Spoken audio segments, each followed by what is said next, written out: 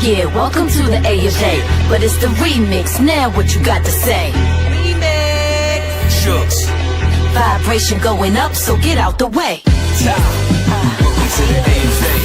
It's the A of A remix. This is when Jupiter aligns with Mars, when the moon is in the 7th house.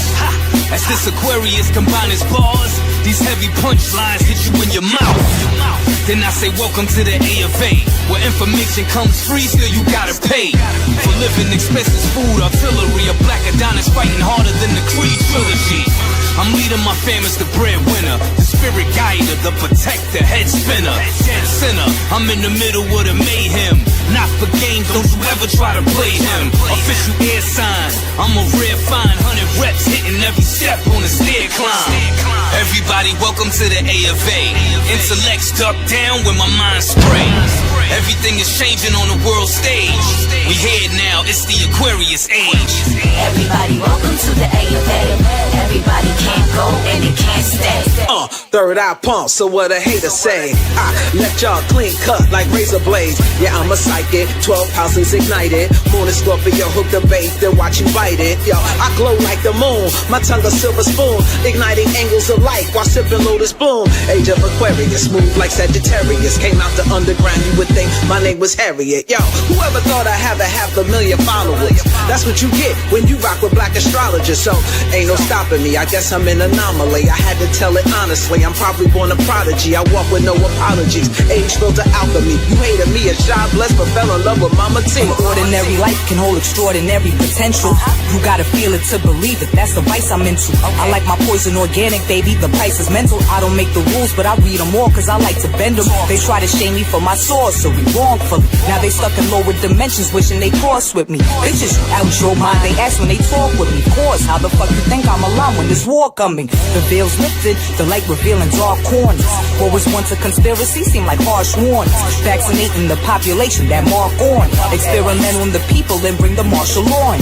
Politicians in Hollywood do the trafficking, but higher frequencies are united now and we after them. Everybody, welcome to the A of A. If you can't move forward, just get out the way. Everything is changing on the world stage. We here now, it's the Aquarius age. Everybody, welcome to the A of A.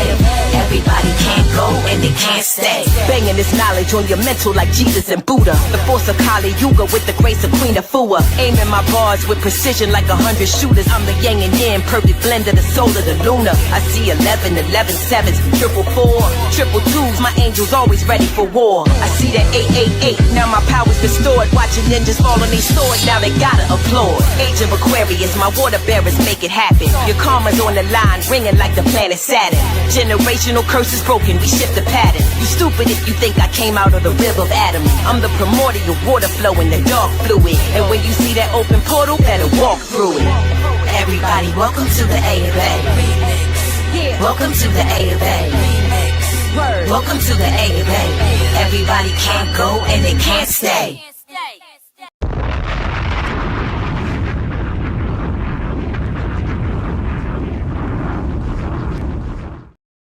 Hey, everybody can't go and they can't stay.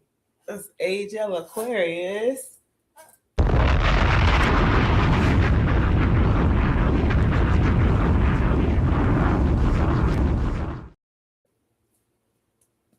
Peace and blessings to the family. Welcome to another episode of Do Not Radio, place where knowledge is born. It's your host, Knowledge Born Alive. We here, okay? We here like it's a Friday night on a damn Thursday. Let me tell you something. There you go, damn, on a Thursday. All right. Hey. I told y'all, do not bring no damn water up in here, okay? Don't bring no water up in here. Bring Kool-Aid if you want to do something. Oh no, don't drink the Kool-Aid. Kool-Aid, put a little Kool-Aid, put a little Hennessy in the Kool-Aid. Okay, I heard it's alkaline like that. We do it like that. Yes, but we are here on this magnificent Pronoia Promo Starseed All-Star Dream Team collaboration situation. You understand what I'm saying? We waiting for season 6 like Power. You understand what I'm saying? We waiting for season 6 like Power. You understand what I'm saying? So, you know, make my funk the Pronoia funk. I want my funk uncut. You understand? So it becomes my honor and privilege at the time to introduce something with the others. And welcome back to her other platform. Y'all heard me. All right? The Starseed Gatherer, the Starseed Mama, the Starseed Unifier, the Starseed Whisperer, the Starseed Motivator, and the Starseed Corrector, the Master Channeler, Mastermind, Visionary One, here to give us a message from Spirit and to show us some love. Okay, show us some love. One and only Cornelia podcast on God. Right. Hey. I feel like I'm coming out on I knew the bomb was coming. You know what I'm saying?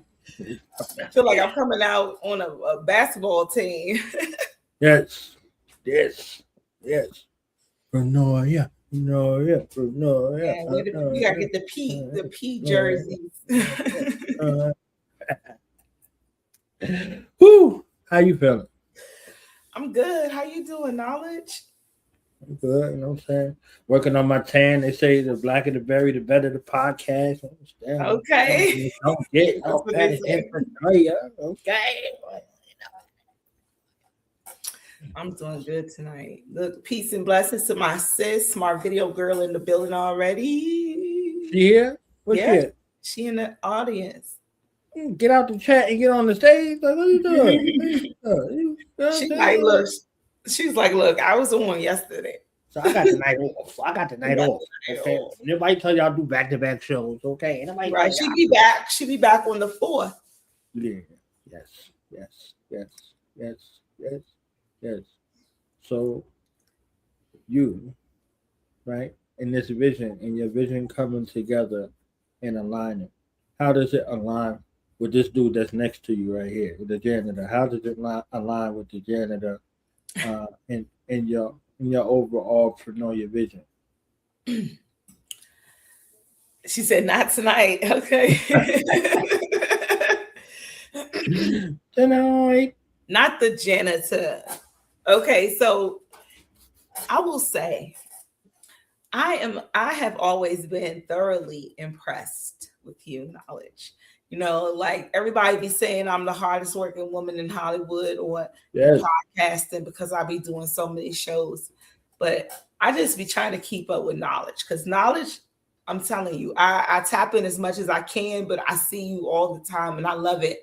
I love your consistency and your dedication. And I feel like you bring the ability to teach us how to express ourselves in a way that I think a lot of us crave to learn, you know, to be able to bring out our true selves in words and in ways that, you know, we may not be able to normally express it. And a lot of times, you know, we don't know how to ask, you know, like if I want to, you know, I write poetry, but not everybody is able to, you know, write poetry. It's not that they're not able. It's just that they haven't found someone that they have been, I believe, impressed on enough. Because the thing about anything that you want to do is to find like a mentor, someone who's been doing it. And when we're talking about telling our stories, you know, I don't know anybody who does it better than you. You have, well, you could tell them, you know what I mean, this is your show. Everybody knows that Knowledge has his own book collection of, I mean, and it's what now you added to the series. So how many parts is it now? It's 13 altogether 13. Now. Ooh. And counting. Yes, that's that divine feminine number 2. Yes, 13.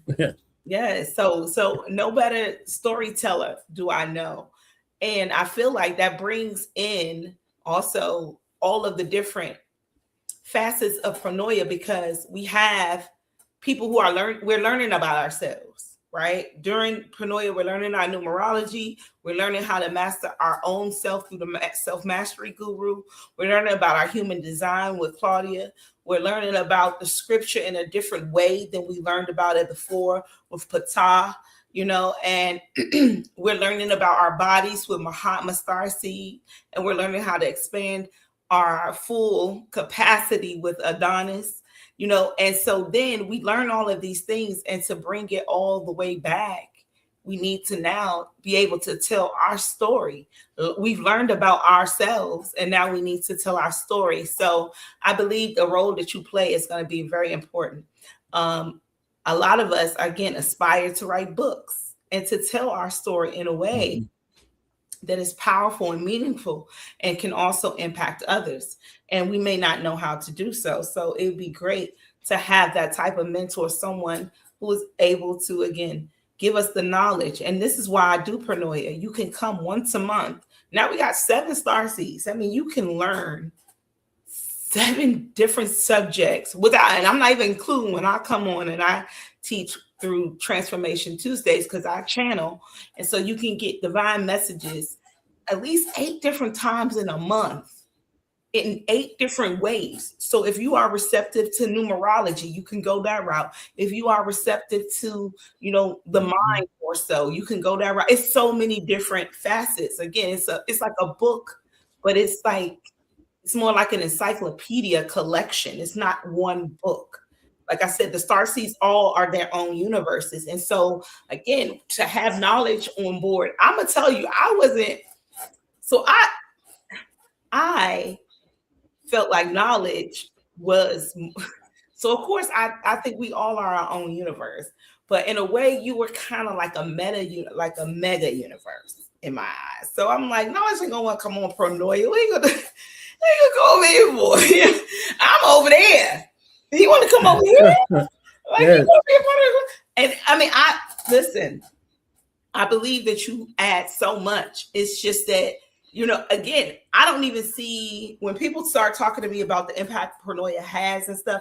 I'm just here doing what I'm doing. So sometimes I don't get to step back and see that this is something that is really growing. And,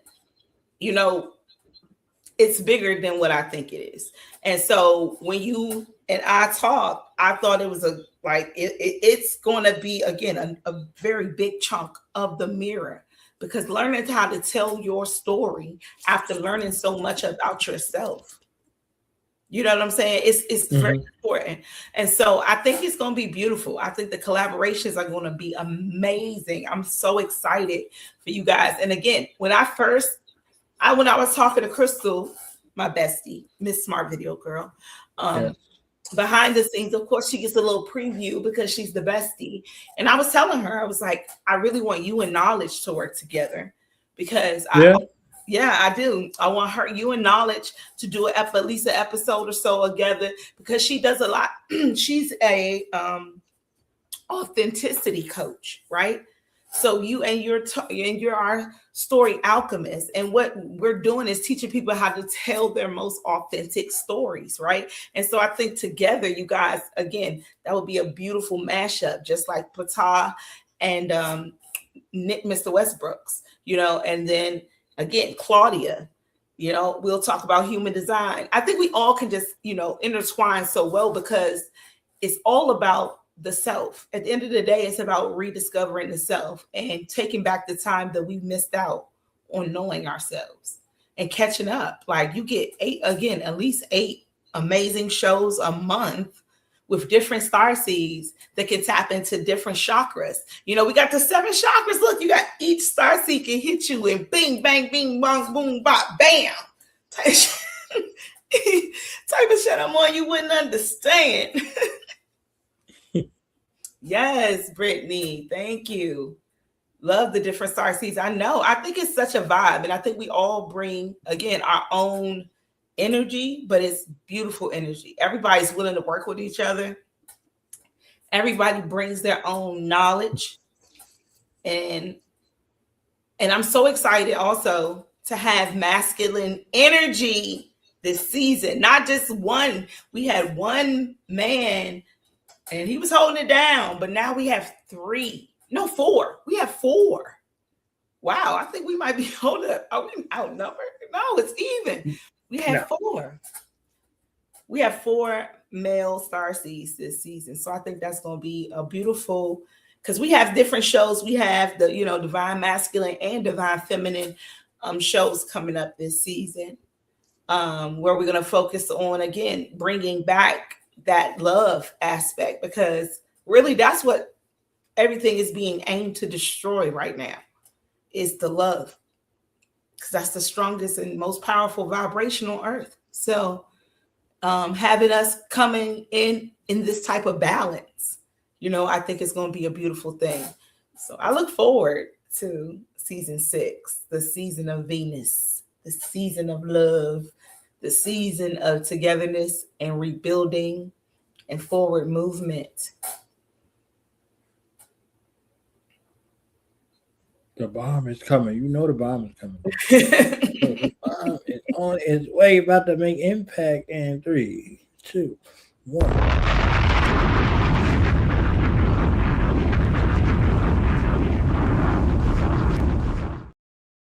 Yeah. Got this.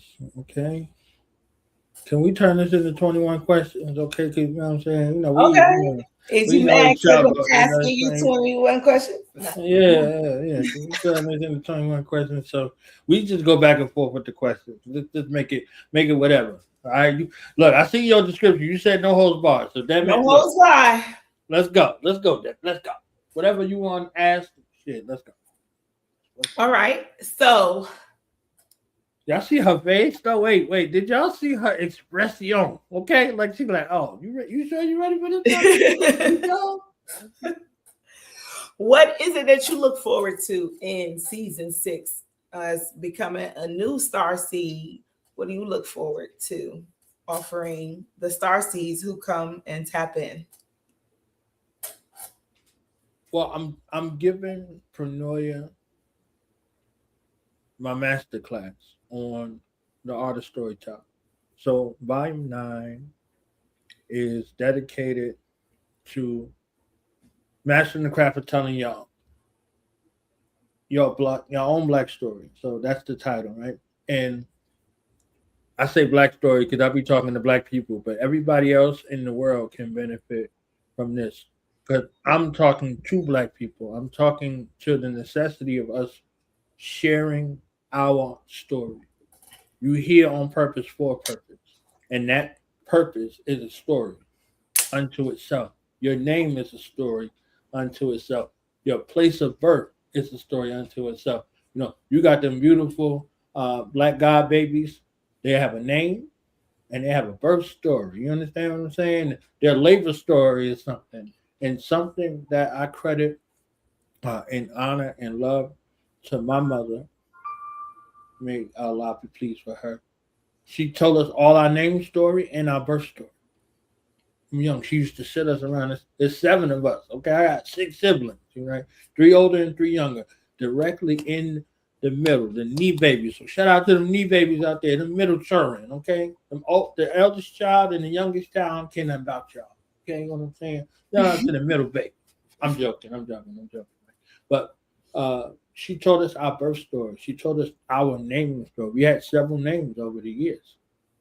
And she explained to us why she gave us the name, and then why she changed the name and who we were named after with each. So those transformations along the way became stories within themselves. How you grew up is a story. You can have siblings and y'all sit down and compare notes and you be like, where did you live at? What household you was up in? You understand what I'm saying? But if they have their own perspective, which is relative to them, that's a story.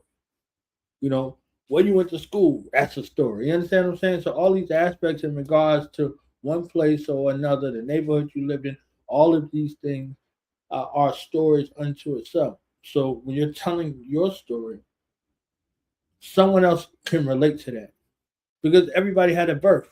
Everybody has a name. You understand what I'm saying? So if you don't imbue young children, those young gods, with that information when they're young, they're going to seek validation outside.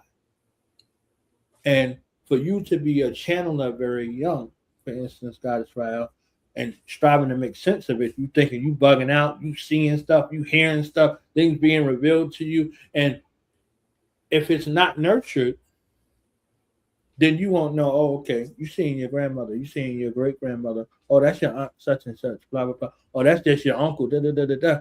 If you grow up in an environment like that, that's a complete different set of nurture to add to your story versus you ain't seeing nothing.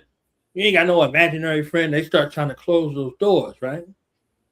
Try to close those doors and cut you off from aspects of your story versus embracing those aspects of our story and our culture and the way that we walk and move and live, and saying, okay, now we're going to add to this. You see what I'm saying? Like you had your bestie on, you and your bestie got your own story. Y'all got your own world, not just a story. Y'all got your own world. You understand what I'm saying? So inviting people into your world becomes a thing. And now what role are they going to play? Paranoia was a thought world that existed in your mind, and it became a reality. And now you're adding a cast of characters in based off of their superpowers. So you're facilitating a space for people to come and share their superpowers and tell aspects of their story via their skill sets, right? And so the alchemical blend of all of the great ones is me learning about everybody's story in regard to them and then their offering. So now you know they're gonna come over here. They're gonna have to do an interview over here. You understand what I'm saying? It's like, so I have to dig deep and then give everybody their special space because we're part of the dream team. You see what I'm saying? The dream team, the Paranoia Globetrotters, whatever you calling us. You understand what I'm saying? We out there, and it's it. And if you ever seen the Globetrotters, they do everything as a unit. You see what I'm saying? So it's like they play that game. They work that ball around it. You know, they have fun. You know, entertaining the crowd. It's a great show, and everybody goes away, you know, up and glad. They're not in the competitive war space where you like, I'm a Knicks fan or I'm a Chicago Bulls fan, and it's tense. It's gladiator combat. So you cheering for the destruction versus the upliftment. You know, they be having children out there. They be doing all kinds of stuff. So the healers that are involved, right? The healers and the magnitude of those restorative folks that are coming in that space. Everybody's coming with, you know, they're coming with an antidote. Everybody's coming with an antidote. So every episode is an antidote for an affliction. You understand what I'm saying? And I want people to be able to share their story authentically, so you don't think that they got to dress up and try to become somebody else other than themselves. Your God-given self is enough. And that story needs to be told because somebody can relate to that. You see all of these things, like we grew up watching the Cosby Show. They're like, don't nobody live like that. Nobody we know live like that, but there are people who live like that. Right. So it gave credence to a space where people do live like that. So they lived like that, and that was their life. You know, so we were looking for relatable experiences in regards to our own life, and we wished we had that or Full House or whatever other craziness we was watching when we was young. We were trying to have that little thing, but our family was enough. And you understand what I'm saying? Our family was enough, and our life experience, you know, prepared us for our life experience. So all of those things being calculated in a sort of masterclass, you know, one episode at a time, where we delve into those things, because I want to produce more writers and narrative changers that look like us. Mm-hmm. You know, the younger, the better. You understand what I'm saying? And there's no age for you to be able to start. You know, any age. The younger, the better, because they have a longer life ahead of them in regards to what they can record, what they can do. And you start producing content and stories and things like that from young, it's something you can have for the rest of your life. And you can leave for your children and their children as an inheritance, so they can inherit your story. One thing I always talk about, God Israel, you know, Muhammad Ali recorded himself. He recorded himself random times, day, night, every place, blah, blah, blah. Whatever was on his mind, he recorded it. So now his great-grandchildren have thousands of tapes of their great-grandfather in his own. They don't have to think about what the world has to say about their great-grandfather or grandfather or father. You understand what I'm saying? They can hear his voice. Mm-hmm. They can hear his thoughts right there, real time. So he had his own thing where he recorded himself, and they can go back through all of the years of his life from when he started recording. Who would know later that he couldn't use that same voice that captivated the world? He knew. It was in his heart, in his head. He didn't know to what degree, maybe, but he had an inkling, because this is where the inspiration came from. So you get to hear his story in his own words. Your story is unique. Your story is unique as a raindrop or a snowflake. But then it becomes a microcosm of a macrocosm of a universal story that can be told where everybody can glean from it. You can hear Harriet's story, or you can hear Jesus' story and be like, I can relate to something in there. You understand what I'm saying? Your children go missing. You be like, where the hell you been at? You understand what I'm saying? Mary like, hey, where the hell you been at? He like, what you looking for me for? Oh, you talking back? You understand what I'm saying? Like, so it's the relatable aspect of the story. Like, yo, I'm out here doing my father's work. So you out here doing great father's work or great mother's work, or doing the work of great mother and great father, great family in that regard. So, one of the things I'm looking forward to is, sharing that with the Starseed audience and getting more adept and in line with the stories of the great dream team that I'm a part of. You know what I'm saying? I was all up in your business. You was all up in my business. You know what I'm saying? So we was about the business of the business of healing, the business of redemption, the business of understanding, and through our experiences and our shared experiences, other people was like, oh, yo, that was deep. People like, yo, I didn't even know you had feelings. I didn't even know you was a person. You know what I'm saying? Like, they looking at me like, I thought you was just God. You understand what I'm saying? I didn't know this other stuff. I didn't know you felt. Yeah, but I'm definitely looking forward to sharing the stage with my family and, hopefully giving out some divine instruction on how to craft your story and get it out there for the world. Somebody just read one of the excerpts from my book From Nameless to Knowledge on Facebook just now. You understand what I'm saying? And I was all proud. I'm all smiling like they could see me. You understand what I'm saying? So it's like, so they see you and they see your work. They see what you produce. So you have a platform of healers that bring an antidote every episode. And I don't know how many antidotes you done gave over the years. You understand what I'm saying? Breakthroughs, breakdowns, all of those things. And channeling a message from divine for us every episode. So you get an antidote and you get a crown load. Shout out to Ty Phoenix. You know what I'm saying? We ain't saying download no more. We saying crown load. We approaching this age of Aquarius. You understand what I'm saying? We crown loading them here. So that's my response. Yes. And shout out to Brittany Bob. Brittany Bob is sacred to me. She's sacred. You know what I'm saying? I met her through linking with the Soulful Oracle Miss Blue, and she's a vibe.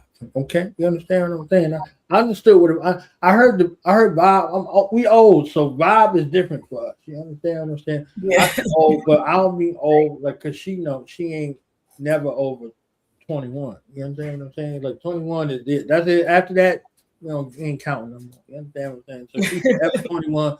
The store looked at her and said, we have to know what to call that. That's Forever 21. So we're going to open up this store called Forever 21 based off of Goddess Rael. You understand what I'm saying? So that Forever 21 aspect is not Forever 21. Forever 21. Okay? You understand what I'm saying? So, yeah. So, Brittany is a vibe. Talented rapper, singer, artist, author, poet. She do everything. You understand what I'm saying? She do everything. That would be a great guest for you guys, Rael. That would be a great guest. You understand? Because she deals with the science of meditation and getting you back to yourself, getting you right, dealing with wholeness, dealing with oneness, and all that thing. And she got an amazing story. And she just survived. Like, literally, she survived. You understand what I'm saying? Like, she made me understand what a vibe is in this sense. She's literally, figuratively, physically, mentally, emotionally, and spiritually a vibe. She is. You know what I'm saying? So, the Brittany vibe. She is a vibe. You understand what I'm saying? If she ain't in the chat, it ain't where it's at. You understand what I'm saying? If she ain't in the chat, it ain't where it's at. You might want to go someplace else. You understand what I'm saying? And I know I ain't see Adonis yet, but I know he's gonna pop up. Adonis is the Mofo MVP. Okay, the MVP. That man is in everybody chat. You understand what I'm saying? Everybody chat. I was like, oh, looking at that. I said, that's Adonis. Okay. That is the definition of support. The definition of support. Okay. Yes. Yeah, definition. Shout out to the Star Seeds. Anytime, day and night. Today, Mr. Westbrook's made Pronoya's was it he on a streak for the #1 supporter on Pronoya on Facebook. So shout out to Mr. Westbrook's. He's I'm on gonna give his him a run for his money. I didn't know we was having the competition. I don't mind. You know what I know it was competition. Top fan. That's it. There you go. There you go. Thank you, Smart Video Girls. Top fan. As long as you ain't say OnlyFans, that's a different thing. I'm like, oh my God, no OnlyFans. You know, I was thinking about doing the OnlyFans, and you know, they click on it and see me just doing the same thing I do on Pronoya. Obviously, they're trying to. Gotcha. Like, I want to pay. You go pay this. I ain't taking nothing off, but that damn fakeness in your mind. That's it. Coming for the title. Yeah, coming for the title. Laugh out loud. All these things are subscription based, so you have to do. I ain't gonna say I have to do. The goal of the virtual space is to get you to someplace physically, right, and to use something free to advertise for something paid. That's the goal. We got to remember that. We have to remember that. To go from somewhere virtually to somewhere physically, meaning wherever your strongholds and support is at, there's supposed to be a situation where you can interact with them physically, and then advertising, utilizing every means that is free out here to drive those supporters and convert them into family, because family pay family. Family stay family when family pay family. I'll tell you that. So if you in that familiar, you paying your dues, you paying your time, and it should be some tributary in regards to support. It's just how it works. You know what I'm saying? So that is supposed to be the goal of the virtual space, to get you somewhere physically and to convert those supporters into long-standing tried and true spaces where they find value in your offer and they support. That's real. That's the goal. That's why everybody else is out here. That's why everybody out here in this global virtual marketplace. I'm quiet on that. Okay. He's dropping knowledge. He's supposed to drop the bomb on us. See, you gotta. I be forgetting for me. I just be here. You know what I'm saying? I'm telling you, the janitor who be sweeping the floor and taking out the trash. Okay. Oh my God. I be doing. I do that with pride. I'm telling you, it ain't nothing like renewing my commitment to the earth in that way. You know, because we live in her womb. We're trashing up the womb. We live in her womb. We live in her cosmic womb. We live in her physical womb, and we live in her virtual womb. When you log on over here, you log on into her womb, and you want everything going right up in here. So, yeah. So renewing that commitment to the earth in that regard. So, God Israel, what is a movie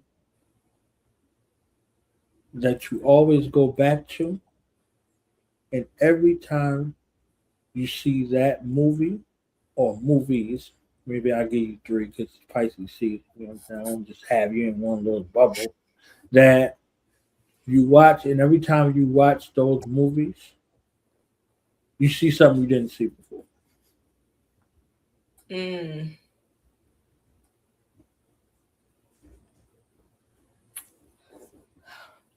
That's hard because I don't watch a lot of movies. You seen something. Whatever you seen when you looked up, you seen a movie. You seen something. I did. One of my favorite movies. So funny because like when I was growing up, my aunt, she's very, when I was growing up, she's very pro-black. Okay. So she had like, and when, pro-black back then was very Afrocentric type, and she had everything Afrocentric. And then I would come in the house and she'd be watching Seven Brides for Seven Brothers. And I'd be like, this is so crazy. Like it'd be the whitest Western or something like that. Like promise you, it will be something. And I'll be like, but she'd be so like, power to, and I'm kind of like that too. Because a lot of times when I do watch movies, it's because I want to take my mind off the fact that I know so much stuff. So I try to watch movies to zone out, not to really zone in, unless it's something I have to watch, because I'm already getting downloads all day. So when I watch movies that have so many messages, which all of them do, that's number one, all of them do. But the movie I thought about was Legends of the Fall. And it was a really, I don't know why it was so impactful to me when I first watched it. But then I watched it a couple of years later and I totally saw I saw it totally different than when I first seen it. And I don't know if you guys ever seen it. It has Brad Pitt in it. It has Anthony Hopkins. And it's a very, I don't know, it's an interesting movie about, going to war and people dying and then someone's, brother marrying the wife of the guy who dies. And I thought it was just an interesting movie. I looked at it from different perspectives. As you go, there he is. Yeah, I seen it when he popped in the building. Okay. Yep, King Adonis in the building. But yeah, Legends of the Fall was the movie that I thought of immediately when you said that. The other one was John Wick. I love John Wick. The first John Wick or all of the John Wick? For one, I love John Wick. Just all of them. I could watch them all, except for that last one. I ain't really like the way that John went out. I ain't like it at all. Nah. Because I can relate to John Wick. So I try to I really could relate. It was so funny because I'm late. Again, I don't watch movies. So I watched John Wick when I was going through some John Wick ass shit. I was going through a spiritual warfare.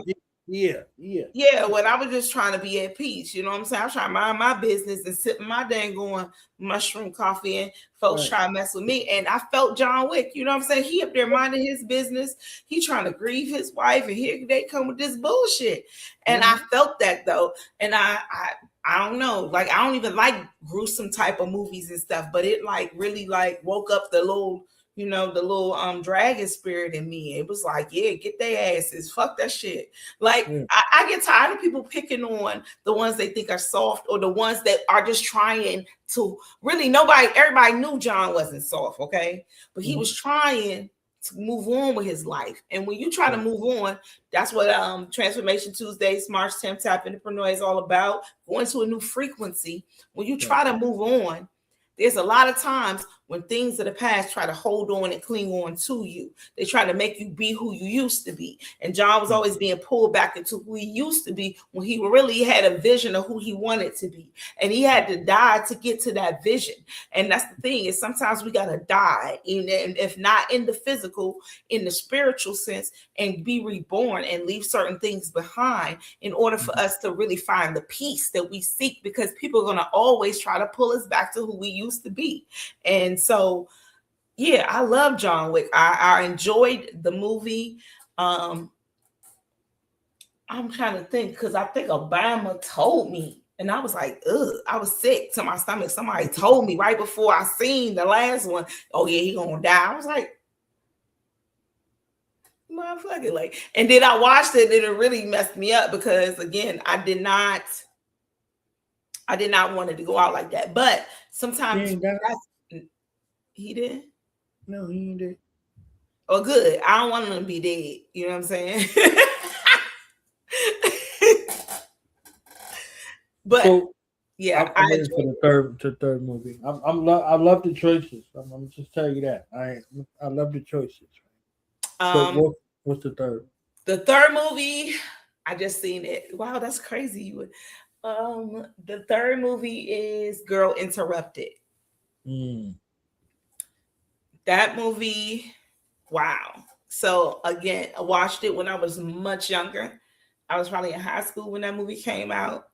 It was very weird at the time when I was growing up, but I was also weird growing up. So I thought it was interesting to see her go through what it was. Winona Ryder, Angelina Jolie, and it basically tells a story about a girl who goes to a mental hospital, and she meets another girl who off the chain, and I really, first of all, now I really appreciate the title of that fucking movie, Girl Interrupted.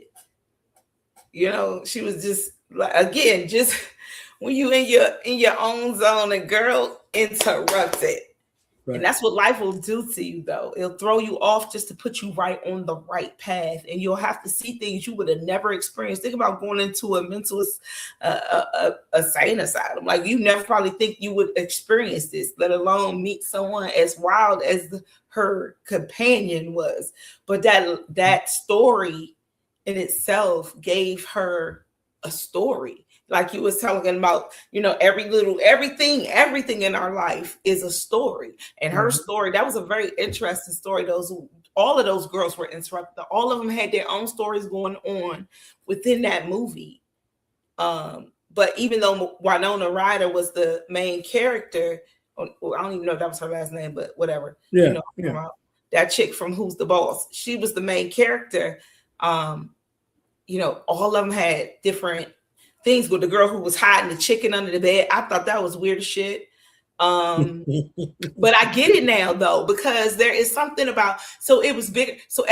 That's why I can't watch movies like that. So now I watch it, and it's more than that. Wasn't just a chicken, it was a secret. It was a secret that she kept holding in, and she had many of them under her bed. It was just became a thing, and that's something that we do as people. We hold on to shit because that's what it was starting to smell like in there, trying to be like in there, because she was too ashamed to even just get rid, because by getting rid of the carcasses, that would mean that she ate all of that, and then people would judge her. And again, we don't want to be judged by other people, so a lot of times we hold on to things, and then we may seem like we crazy because we're holding on to things that we should really be letting go of, but we too embarrassed because we worry about what other people think. And I learned that, later on in life, to not really give a shit what other people think, because everybody else got their own shit going on, and really what they're doing is projecting onto you. So stop worrying about what they think and throw that shit in the trash. Because that movie, if y'all never seen all them bones that was under her bed and all that stuff that she was hiding, and it was deeper than that. It had to do with, it was a lot of deep topics that were, and these women were all in here because they had a breaking point. And again, that's another thing, another topic, women and their breaking points, because we are always seen as strong and holding on to so many things. And a lot of these women just had breaking points in their lives, and that's how they ended up in this insane asylum. So I thought it was a really dope movie. But yeah, I definitely seen it differently from when I was younger to when I was older.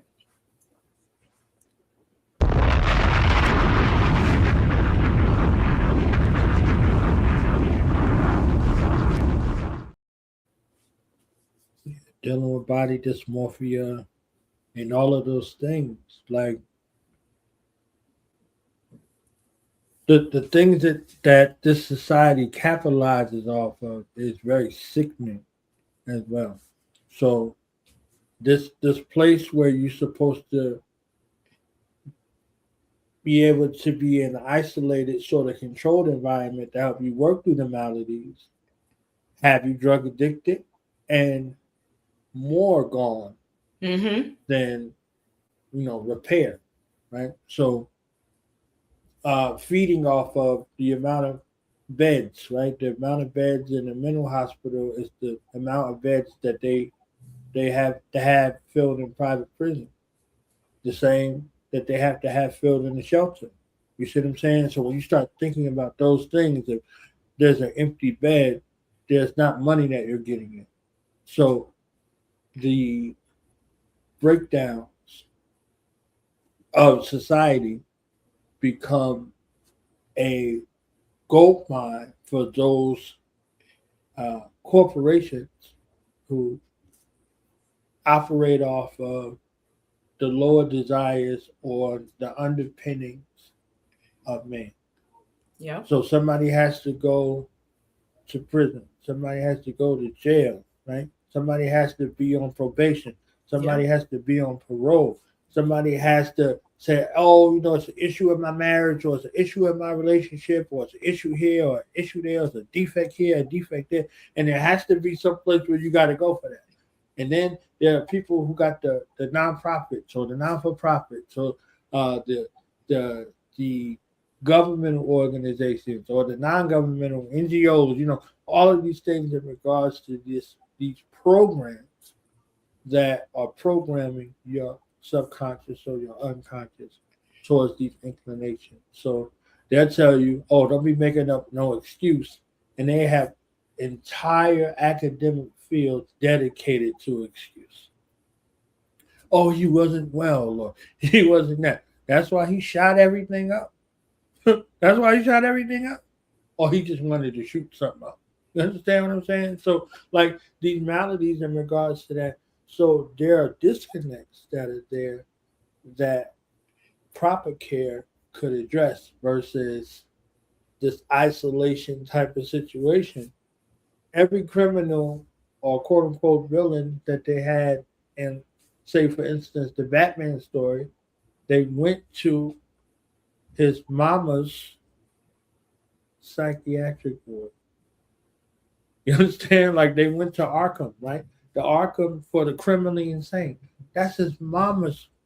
Like, so he out there like a mass vigilante. Nobody's saying nothing wrong with him, but he out there going after these criminals, and he don't take their life. He just drop them off in his mama's mental institution with his daddy's weaponry. You understand what I'm saying? Like, so how crazy is this that this billionaire is running around like a masked avenger, snatching up regular people who have defects based off of the environment they in. They poor and they in the slums. So he's out there preying on the poor. This billionaire's out there preying on the poor. A billionaire orphan is out there preying on the poor. The orphans that come from the orphan institution become the criminals that he's now fighting against and putting them in his mama's institution. But they call him a hero. You understand?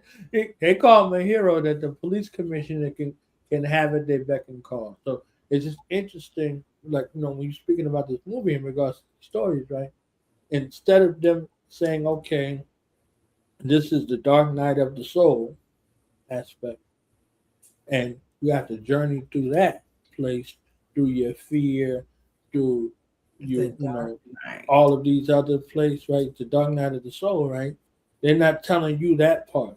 That's what healing looks like. That's what coming back comes up. That's the phoenix rising from the ashes. They're not giving you the principles. They're telling you that the society will reward this behavior of you being not yourself versus you being yourself and fully functional, where you can affect change in the way he could have did way more as a billionaire than he ever could have done as a vigilante, right? But there's a defect. There's a deficit, right? So if my movies would be The Wiz, The Last Dragon. Oh, I just watched that. Don't even go there. Yeah, I gotta know. You can't. Oh, that was a good one. And Ghost. We could get into it, right? Yeah, I love Ghost too. With the backslash of Eve's Bayou, like Eve's Bayou. Oh, God. Okay. More than Ghost, but Ghost is something where it grows on you, later in different aspects. So for me, it's The Wiz. I always go back to The Wiz and find something that I missed along the way. The Last Dragon. I've been watching The Last Dragon since I was a Me too. That's my A movie. little. I was trying to look on my picture with me and Tomac. Yeah. I met him in real life. You know what I'm saying? You know, I met, you know what I'm saying? Who's the master? Okay, I told him to kiss my Converse. You know, you understand? We started on The Last Dragon. Yeah, no, you know that's on Paranoia. That's coming up on Paranoia. I can't get too much in it. I need an invite. I'll be offended if I'm not involved in the Last Dragon. For the Dragon series, it's the Last Dragon. Yes. Don't please, pretty please invite me. Okay, you are the Last Dragon. You possess the power of the globe. That's right. Now, if you haven't tapped in, it's called "Don't Slay My Dragon." It's the series. I had I think I've had like 3 shows on it so far, and the last show is The Last Dragon. So I got you. That's funny. That's so funny. The Wiz, The Last Dragon, Ghost / Eve's Bayou. Oh yeah, Eve's Bayou. Eve's Bayou is one of the many reasons. As soon as I said many reasons, my Lisa popped up in here. Okay, the reason that we here. Okay, all right. So one of the many reasons why I honor, love, protect, will kill, and die for the Black woman. You understand what I'm saying? You understand what I'm saying? I'm listening. I gotta grab my snacks because you about to start talking about movies. I'm hungry now, so that's Mad Pisces. You understand what I'm saying? Mad Pisces. So what we're gonna do real quick is play a little song and come back. So we here live and we having a party. Okay, so don't be coming up in here with no water. Come up in here with some Kool-Aid, with some Hennessy. Everything's a vibe. Like, this is science. Everything's got its own frequency. We know that energy is neither created or destroyed, it's merely transferred or transformed. When we speak in energy. I don't even think people pay attention half the time in conversation when I say, I feel you. You said I read your mind the other day, but baby, we are just connected deeply in another way. That telepathy connection, energy that's manifested through that melanin, electric currents traveling kinetic. What you thinking? Call my mama. But my mama calling me. Coincidence, no higher common sense. I call it ESP. We are magic while this world's unraveling. 5G cannot limit our abilities from traveling. See, I'm on another level, dirty digging. Homie, get the shovel. I'm a rebel in this motherfucker, dancing with these demons. Got them screaming. This world is planting fear inside us. Clearly, I'm just over all the brainwashing. Time to wash your brain of all the pain, of all the stress, all the lies you told yourself. Open your eyes and realize you're a diamond in the rock. Don't let them tell you what you're not. It's time to show the world all this magic that we got with telepathy. So hear me clearly. For me, language is liberation. The words that we have, they define and describe the very things that free our mind, but only when we choose with intention and pay attention to the frequency of the words that we use to construct our realities. Who do you say that you are? I am. Those 2 words alone are the very beginning to a powerful sequence of awakening yourself to who and all that you are, have been, and will be. We talk in frequency. Focus your energy. Clouded visions, poison minds, can't see clear enough. The world full of interference, so God ain't hearing us. My spouse miles away, can't even take a walk in public. Coronavirus got us locked away like lab subjects. Close your eyes and you can feel the pain, we all connected. Empath, so I sense when every soul's ejected. A mystic, magical, way beyond simplistic. 5G blocking my chi, keeping our signals twisted. Communicate with my mind, mental telepathy. Into nature, so we speak on different frequencies. My third, I watch, the other 2 never truly see. The world is an illusion shrouded in secrecy. A king by birthright, a god at first sight. Divine shine bright, blind the wicked at first light. Open your heart chakra and let these words shock you. We telepathic, use your magic like a witch doctor.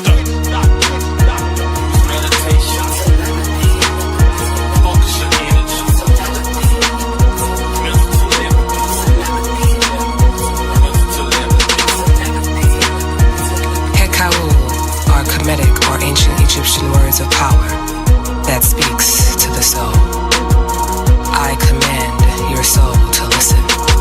Nukta chaz un mesura aritun ak em ta temau.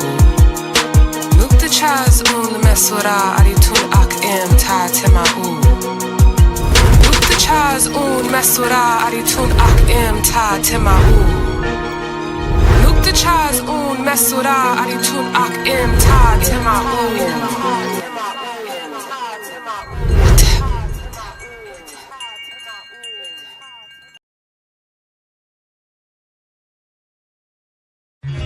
Here, the centuries of loneliness were to end.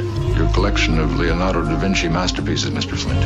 They appear to have been recently painted on contemporary canvas with contemporary materials. Then, age, death, the taste of dust. Do you understand? You wanted a perfect, ultimate woman. As brilliant, as immortal as yourself. Your mate for all time.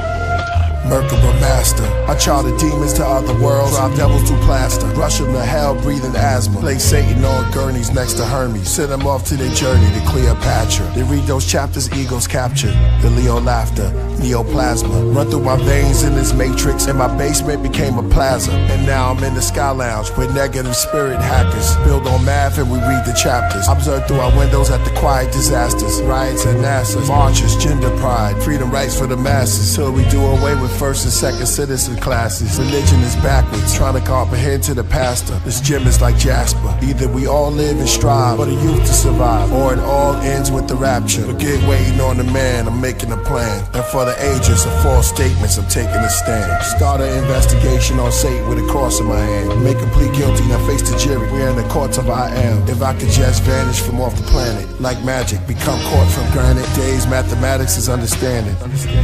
Hey, hey, did you hear? This is the perfect place to disappear. Oh, hey, did you hear? This is the perfect place to disappear. A billion stories in the naked city. Ghost told me that his best friend needs a kidney.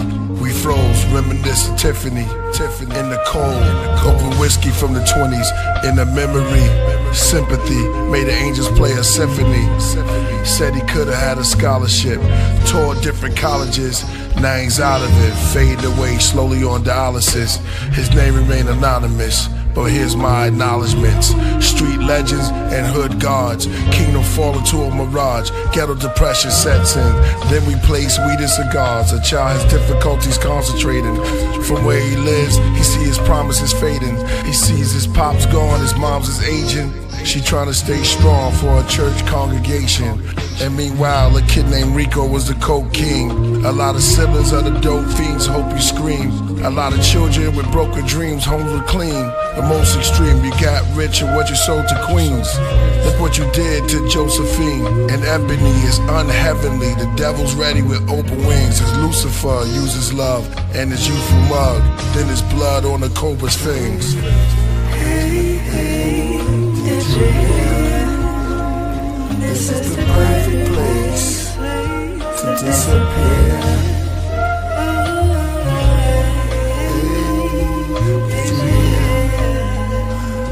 This is the perfect place to disappear.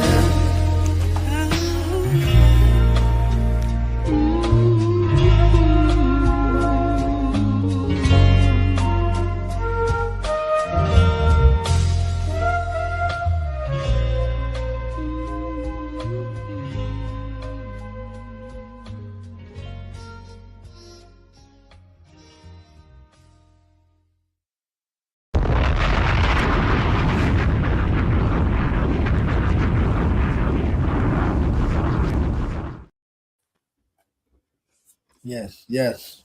So again, I said the Wiz forever, okay? The Last Dragon forever.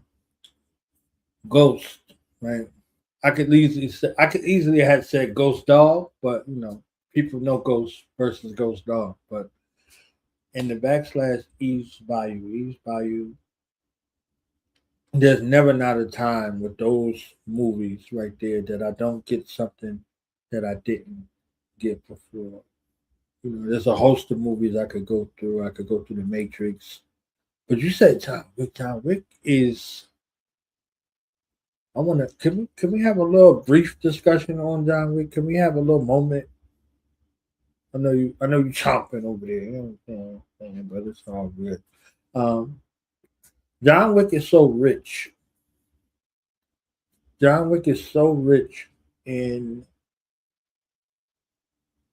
its connection. There's a movie, right, John Wick, but John Wick is connected to the Matrix. John Wick is connected to the Matrix on a multitude of levels, not just the actors, but the story, right? Um, the guy who directed the John Wick series is a master stuntsman who became director.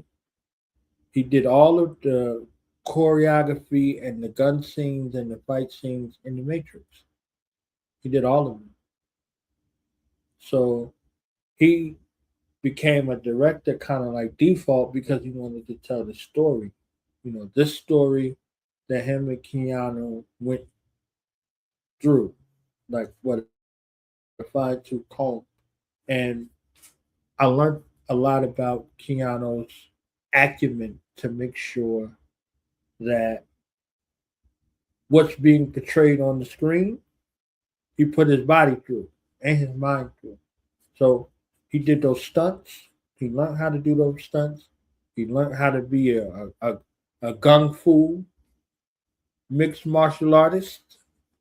So all of the sequences is him. So the driving sequences, the fighting sequences, the gun sequences.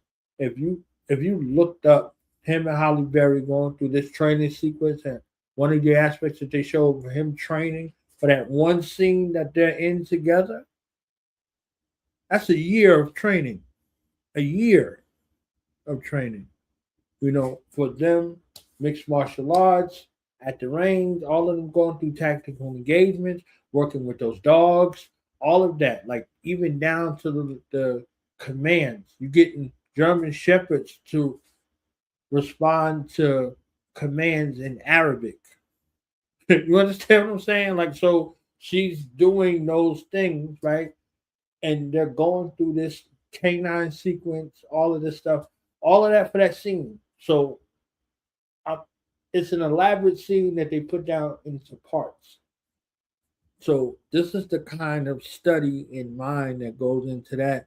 And there's an aspect where he's taking less money or like little to no money to make sure that everybody's paid. So he's putting his name for people to be involved, and then he's not taking the money to make sure that everybody's paid at that, you know, in that level, right? So now it's like, okay, they're telling a story. They're telling a story that was based off of the story that they wrote. The story that they wrote was an old man. But he said the old man's story is not realistic. Old man who is a retired assassin, he leaves the life, he's raising his family, this thing's happened, and it's supposed to have broke into his house and did the essay with his wife, and he said that's not happening. He's not doing a movie where that happens.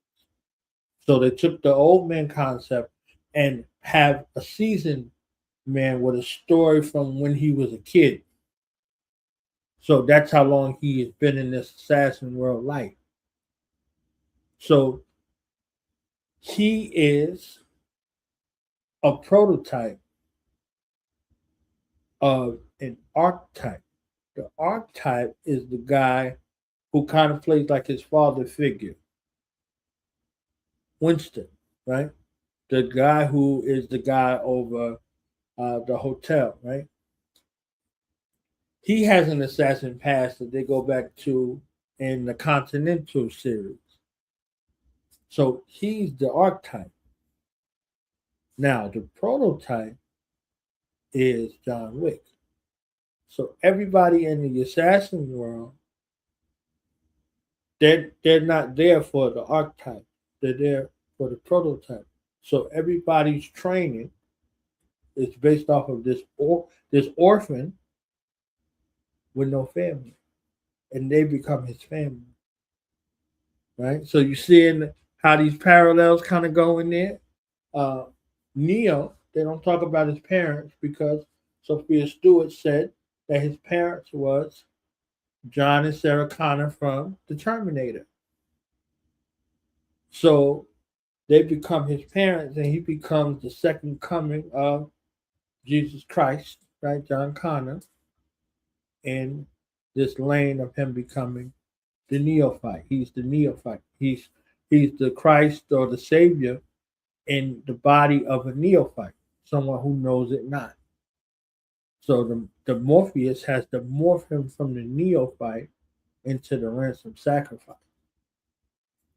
So the story in this assassin world is based on the prototype John Wick. Right? John Wick is the one that everybody is striving to be like. But once the assassin world says he got to go, all of the would-be's and wannabes are after him. So I'm laughing, right? Because I know exactly, you understand what I'm saying? Like, I understand, right? So this space of these would-be's, these Rudy Pool assassins that would have been able to put in work in any other place, but this guy, this is your father, right? This is your father. So if you saw the movie Gemini Man, it's based off of Will Smith's character. So the Gemini Man, they're seeking to mass produce. Gemini means to copy, right? So if you hang around the Gemini long enough, we'll copy you. You know what I'm saying? So my niece and I'm born on the second, she's born on the first. Our language is don't copy me. You understand what I'm saying? That's how we talk. Don't copy me. Yeah. Your uncle on the phone, tell him don't copy me. You understand what I'm saying? She ain't playing, right? But we are copying each other. So we're saying that, right? So that copy becomes something that they replicate, right? So they're replicating this entire world, and they want these would-be assassins to be the prototype and not the archetype. So the prototype is John Wick, right? So that's the agent in the Matrix copying himself, because the neophyte copied himself onto the agent, and this is how the agent is able to make everything itself. You know, we had them tapes where we was overdubbing. We put the little tissue in there or whatever we put in there to be able to copy over the tapes. And we overdubbed and we made our pause tapes or whatever tapes it was. It was based off of that, right? So the copying or the overriding of the program, right? And Matrix 2, he said programs having hacking programs. And then in John Wick 3, we see him with the key maker from Matrix 2. He's the surgeon. He's the guy that's, sewing him up or putting him back together, who sacrifices himself so that Neo could go meet the architect. So the worlds have overlap, not just with him and Lawrence Fishburne's character being in the movies and being reunited on the screen for the first time since The Matrix. It's a whole story within the story that's based off of the interconnection between Chad Stahelski and Keanu Reeves. So the guy who did all of the fight sequences, driving sequences, all of the stunt sequences for The Matrix becomes the guy who's the director in this movie, that they simplify and they express through the dialogue that's not out of John Wick's mouth, but out of the Russian who gave him out and was talking to his son about an impending fate where he's going to get eliminated and there's nothing he could really do about it. And it's still his son, so you got to try to call somebody to help. You understand what I'm saying? And he calls a friend, right? So a friend is there, and his name happens to be Marcus, and it's Willem Dafoe, right? And in that scene where he got a clear shot on him to be able to take him out, he doesn't take him out because he's his friend. And in that place where he's tied up and he's like, people keep asking me, am I back? And I didn't know what to say but now I'm thinking, yeah, I'm back. So he's like, all right, y'all want me back here? And that was the scenes where when he's showing him using these old pioneer tools to break ground on the floor and unearthing those aspects that he thought that he could use the cement to go. So when you're talking about they trying to get you back to the old you, they're getting you in essence to the God you for you to go over back into the God you as proof. You understand what I'm saying? So they go into something that they think is your funeral and don't know that you ascended, right? So back to the Christ figure again. So the stone was moved. So they went and was like, what the hell? I thought we was going to the gravesite. I'm like, nah, what you witnessing is an ascension, not a funeral. You think a funeral, but this is an ascension. So ascending back into himself, and nobody can do it like him. So in essence, he's going to war for that divine feminine aspect that they offended. That's what makes it more powerful than anything, right? So Helen, his wife, they dishonored her and dishonored the companion that she left for him. You see what I'm saying? Because the story is supposed to be centered around an older man, but older men in this not age, experience. So he was the best of the best that came from the best of the best. So he's essentially number two, but he's looked at as number one. So he fights in the stead of number one. Number one is Winston, right? You know, the guy, Mr. Wednesday from American Gods, right? He's number one. And he fights in the stead of number one, and he draws all of the attention to him. So they're after him. So he preserves number one. He even takes a fall from grace from number one, because that's the only one who's close enough to him to be able to have him in that position of vulnerability so he can secure his position. And he doesn't mind falling from grace, right? So that's that one part. But John Wick, in essence, from another level, represents the bullet. So John Wick 3 becomes important as like parabellum. If you want peace, prepare for war. So in part 3, parabellum comes from parabolic. Parabolic is that science that governs the law of a bullet. So the world will have you think that a bullet travels in a straight line, and it doesn't. It arcs and dips. It arcs and dips on the way to its target. So you don't see it with the naked eye, but it goes through that process. So the parabolic is the science that studies that. So you could see him up and down, up and down, up and down throughout the series, right?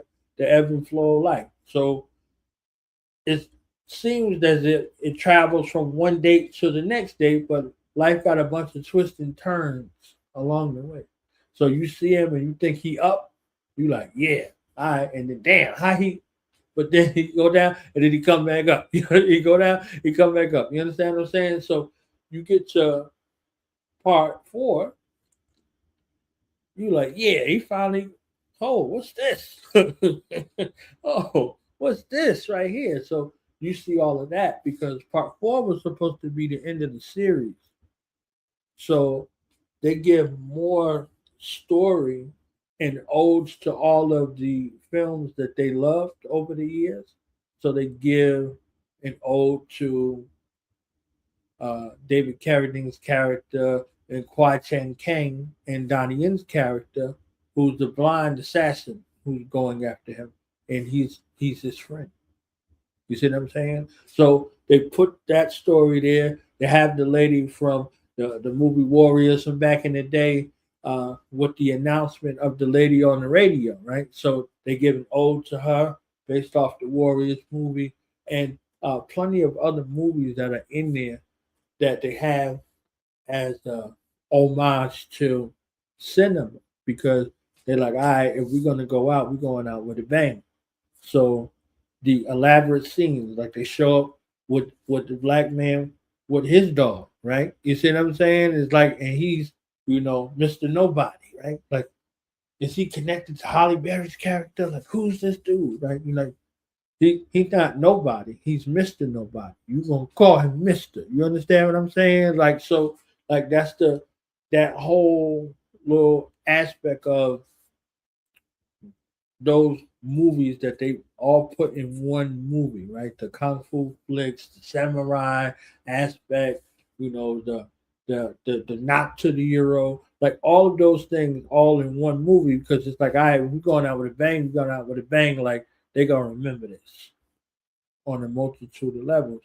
But the people wanted another movie, so they're like, nah, we need some closure or something. We need something. Don't play with us like this. You understand what I'm saying? So they didn't want to do another movie, but they're doing another movie because the people want another movie. So that's however the angle is that they come in for and with. That's the joint right there. But yeah, John Wick is a story that's told with the action sequences and not necessarily the dialogue. But the dialogue is told in part 1, right? The Russian tells a story and he tells his son like it's not what you did, it's who you did it to. You understand what I'm saying? Like you mess with the boogeyman. He's like, the boogeyman? Nah, that's the dude that you sent to go kill the boogeyman. You understand what I'm saying? Like that's who you woke up. And that's what's gonna happen. He gonna come for you and you can't do nothing about it. You understand what I'm saying? Like that's the craziest thing to be able to say to your son, but you know the game. Like this dude wanted out. I gave him an impossible mission and it happened and he's out. And he grieving his wife and you stole his car and killed his dog. And he coming to get you.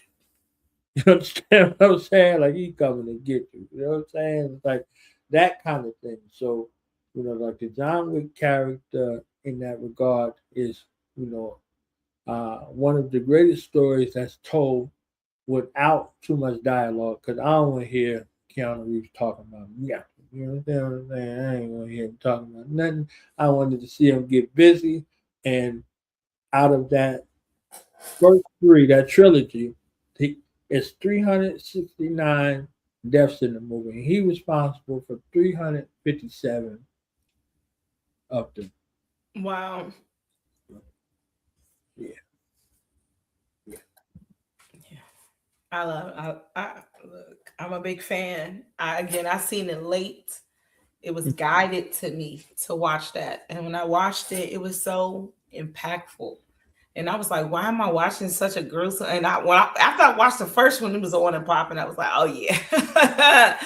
Yes. And again, the dog was so unnecessary. And again, that also speaks the Watoto, right? The Watoto, the Toto, right? That's why the Wiz. The beautiful little puppy, he was just a puppy. He just got the damn dog, okay?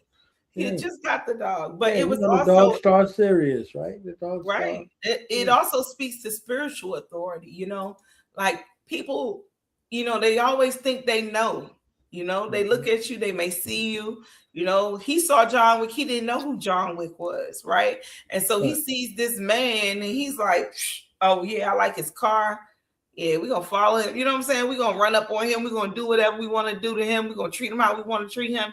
And they don't know. He spoke to him in Russian. Like that should have gave you some information. Like, but that shows that that's the arrogance. Right. Yeah. And that's that he's a neophyte. Like, so right. Like, let me be quiet. Hold on. You breaking my bad. No, but he's not aware of the authority that he carries. And that's the thing, even in again, when I watched it, I seen it in such a spiritual way. Like this man, again, minding his business. A lot of us like to mind our business, and you carry such an authority because you can handle it. He's not out here just killing people to kill people. He's killing people because people are messing with him. It's like, and that's why it's like that whole light, just being a light being thing. It's not. The whole world is about balance. How can you tell me spirituality is not about balance? So of course, if you are a light person, you carry darkness. I try to tell people I am kind, I'm not harmless. It's something within me that I tame to keep it inside, but that dragon can come out at any time. I walk with the light and the dark. You know why? Because there is such thing as balance. It was created for a reason. And so when I seen John Wick, it was just like, I felt such a resonance because he was, again, minding his business. No one understand, like these young, and again, this spirit that came towards him, a younger energy. He did not respect the authority that John carried. And because of that, he lost his life. Because of that, he had to learn a lesson.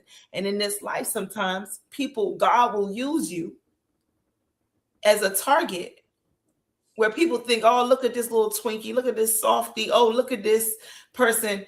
And they can just, they see you as an easy target. And little do they know, you the boogeyman. Little do they know, you the thing they've been scared of their whole life. Little do they know, because you come dressed as the rabbit, that you actually got the gun. So it's funny when I watched that movie, because when I watched that, I was like, it was all soft, and I knew something was gonna happen when he came up to that car. I just knew it. But after that, it was on and popping, and I could relate in so many levels. And again, it was very spiritual when I watched it. Even with all the gruesomeness, it's always a time to kill. There's a time for peace, there's a time to kill. Sometimes you got to defend yourself, your peace. You got to protect your peace. And it's not even, even in this world, kill means to sometimes just let go of things, to release, to never cross that bridge again, is to kill something, to end it for all times. And sometimes we do that for our peace. And that's all John was trying to do. He was trying to end who he used to be so he can move into who he really wanted to be. And again, when you try to do that, your enemies ain't going to want to see you rise above who they want you to be. They want you to keep fighting because they're learning from you. You see, like you said, they were all trying to be like him, and he was an orphan. And again, I didn't even put the two and two. I didn't grow up with my parents at all. And it's so funny because when I was growing up, it was always this energy that I would feel off of people. And I couldn't understand it. But it's like people can see things in you can't see in yourself, especially when you're going through things. So as a child, being without parents, I was always focused on what I didn't have, not what I looked like or how others saw me. And so for others, other people, they can see your spirit. They can see who you are sometimes before you can see who you are. And, I felt like that Russian kind of, he knew something about John. Like you said, he spoke that Russian. He just wanted to challenge it. Sometimes people will see something in you and they want to challenge what they see in you because they feel like you can't be better than me. You can't. Nah. Like you can't be who you think you are, or you can't be, you know what I'm saying? When you carry yourself a certain way, certain people are going to challenge who you say you are. And that is crazy. Like, you can't tell me who I am, and they had to fuck around and find out. And John showed them. It was no doubt in his mind. That man had to turn his son over. He had to. What you gonna do? What you gonna do when John Wick come for you? Mars.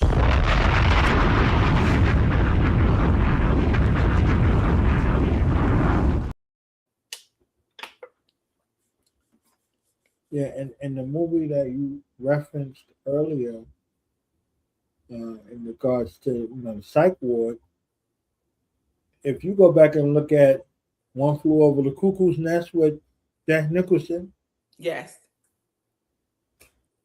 you kind of see the same movie, but you see it from the side of men versus the side of women.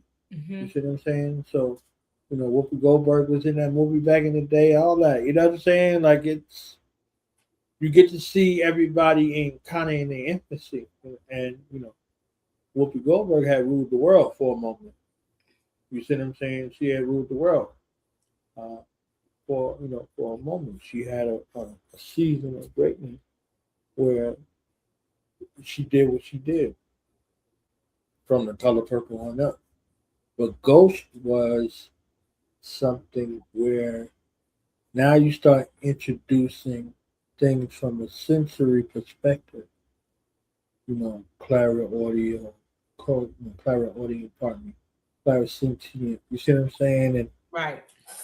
She thought she wasn't worthy of the gift, and she was the one the entire time, right? So she's kind of shrugging and moving away from the thing that was getting closer to her, unbeknownst to her. Like, she in there running this whole elaborate scheme and all that, and in that space of running this elaborate scheme, you find out, okay, she's like, my grandmother had it, my mother had it, I thought I never had it, blah, blah, blah. So it's her inclination to continue on mitochondrial.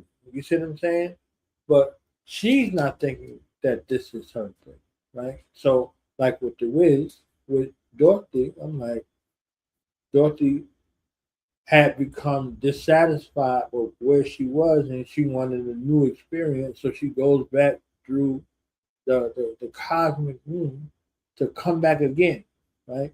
But she doesn't know herself, and she has to go back now and regain aspects of herself, because she's in the state of the world, and she's walking around here like she afraid, and she God. You understand what I'm saying? Afraid of what? And afraid of who? You understand what I'm saying? So it took her Toto, or her Watoto, her child God, to go out, and she went out after Toto, right? So her child God, she went after to get, and she's transported back into the higher aspects of herself, where she needs to regain her heart, her head, and all of these other aspects, and realize that the man behind the curtain can't do a damn thing for you. You know what I'm saying? You got to do it for yourself. So her coming back into this space. So from her Toto or Watoto going back into the mommy watches. You see what I'm saying? Like, going back into that aspect, right? We in Pisces season, we back in the water. Like she running around like a fish out of water. So she has to go back into those places where it's like, you mean I could have went home anytime? Yeah. So these are other aspects of her being that she has to go back with. She's not going back into that space blind where she's walking around here afraid. She goes from fearful to fearless. You know what I mean? Living in the brownstone with her aunt and uncle, and she a grown woman. I'm like, this is a sharp dichotomy. So they're like, oh, the Wiz is the black version of the Wizard of Oz. No, fam. Don't play that. Don't do that. Because it cheapens what it is. And thinking like, oh, okay, the only way we get socially accepted is we got to mock some. Nah, they talking about Fort Knox and straw man and gold and all that other BS. They talking that. We're talking sacred spiritual sciences for reawakening in our essence, that God gene via intravenously our our womb, the mother womb, waking up the God force within you. She going to the lion. She said, "You a lion, be a lion." You understand what I'm saying? And restoring those them aspects of herself via the external force. Like, yo, what you mean you ain't got no brain? We wouldn't be here if it wasn't for you. You understand what I'm saying? And then you go to the man who's supposed to be heartless and remind him of the internal heart that exists within him. You got more feelings than anybody here. So restoring these aspects, and she's thinking she's at a deficit. So her sister come remind her, like, yo, fam, like all you had to do is believe in you. You know what I'm saying? Like you ain't gonna look, you think of it and you home. That's it. You see what I'm saying? So home is wherever you think it is. So she going back and she's transforming. She pick up her, Watoto and go in the house. Now she ready to face the world.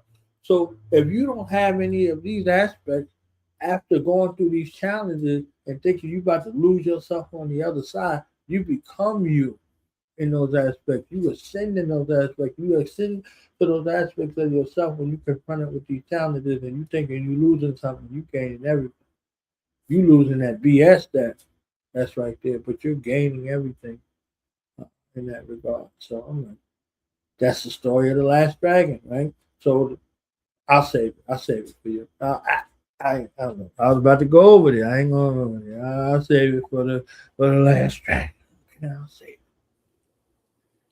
Yeah, let's save that one because that's gonna be so. I love that. The Wizard, yes, the Wiz was dope, and I learned a lot even from just the concept of the wizard and the falseness behind believing that you was going to get to the end, and somebody who didn't even know themselves, who hid behind a mask, right? Grant. And it was when you were talking about her, at the end, she's thinking, all I had to do, I could have went home at any time. Right. It also reminded me of The Alchemist, right? The whole journey just to go back to where you started. And but it's you're a whole nother person now. After the journey, you become someone else because of all the experiences. You now are back to yourself. You have regained parts of yourself that yourself didn't even know that you were. Like, she spoke life into people. She didn't even know that was her power. Like they thought they was missing something, and she was like, "Well, I'm missing nothing." And it's her reflection. It was her reflection to them to show them what they had within themselves. And a lot of times, again, we need others to show us. If there were no mirrors, we live in this world really just to observe. And so every now and then we get to reflect on who we are. When we walk past the lake, or when we, what I'm saying, that's the natural way. And now we got all these mirrors and stuff, and all day we reflecting on who we are. But really, truly, we should know who we are by the way that we treat the people around us, and allowing them to become like her. She reminding them of who they are. Showed her who she was, along the way, and that she had more power than the false Wiz. She had more power than anything outside of herself. Right. Yeah, that false Wiz holding up patriarchy and illusion, the illusion of power. You see what I'm saying? But he knew who he was for real. He's like, I'm a phony, I'm a fraud. Like, yeah, at the end of the day, yeah. Right. So he was trying to have them get rid of the competition. But again, these are aspects. There was nothing malevolent with who they call Eveline, and Eveline really just means live like life. Life is hard. You see what I'm saying? But she ain't want no bad news. I'm like, how you gonna tell me? Right? How you gonna tell me that you in this position and you working these folks to their grave? Damn near. But you tell me you don't want nobody to bring you no bad news. So that means that there's a space of disheartening. Like she got some news that broke her heart, right? And the great and powerful Oz, they show that the wizard and her had a relationship, and he left her for her sister, Glinda, quote unquote, the good witch, right? And this is how she became Eveline. Demon You know what I'm 9. saying? I had to add Eveline to the Don't Slay My Damn Dragon list. Yeah. So they want to show her in a space that's like something wrong with her. Right. Right. But she is somebody who was slighted. You see what I'm saying? So yeah, like oh my goodness, yes. Yeah, Like, they show that relationship in the Great and Powerful Oz, and then they have this this new one where they're going back and forth with each other. You see what I'm saying? That's the it's the game, right? So it kind of go back to the Matrix where they they have the neophyte running around trying to find themselves, and they had themselves the whole time, but they could an answer exists outside of them instead of inside of them. Yeah. So shout out to Dorothy. Shout out to all the great movies out there that remind us that we are who we are. And you know what? Shout out to all the villains who ain't villains. Because, I had that conversation with Smart Video Girl. And I'm going to tell you something. I don't mind being the villain in other people's movies as long as I'm the hero on my own. Because a lot of times you'll be villainized for just being your authentic self. And a lot of times if you look at the stories behind the villains was just being themselves. They was just being themselves, and something happened. It's always something that happened. Like the Joker. Oh my goodness, that was like one of my favorite villains right there. Like when they broke down the Joker movie, and it like really gave him, and also like it actually. There's been a whole era of them telling the villain story in a different light.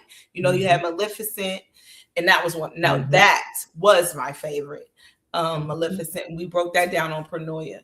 And but the villains, they are villainized for not allowing themselves to be victimized. A lot of times the world will villainize you for not allowing yourself to become a victim of the world by not being but standing up for yourself or deciding, no, I'm not going to let you just take my damn wings and hang them up as a trophy of defeat. I'm going to come back for what's mine. And when you do that, then you have horns, and then you have, you went from this beautiful being to them even depicting you differently in pictures. And as we have a whole series, they vilify Kali and all the different, goddesses, and they depict even the witches. If they call you a witch, first thing they want to do is give you a pointy hat and a crooked nose and a little bump on your face. And when witch means wise woman, but it's a way to villainize it and to make you go away from that. And so everybody loves the hero, but no one ever asks the question, like, why is the villain the villain? And a lot of times the hero wouldn't even be the hero if there was no villain. So, I love stories. I love those kind of stories because they can really help us tap into our own archetypes, because we all go through parts in our lives where we play the villain and other parts where we are the hero.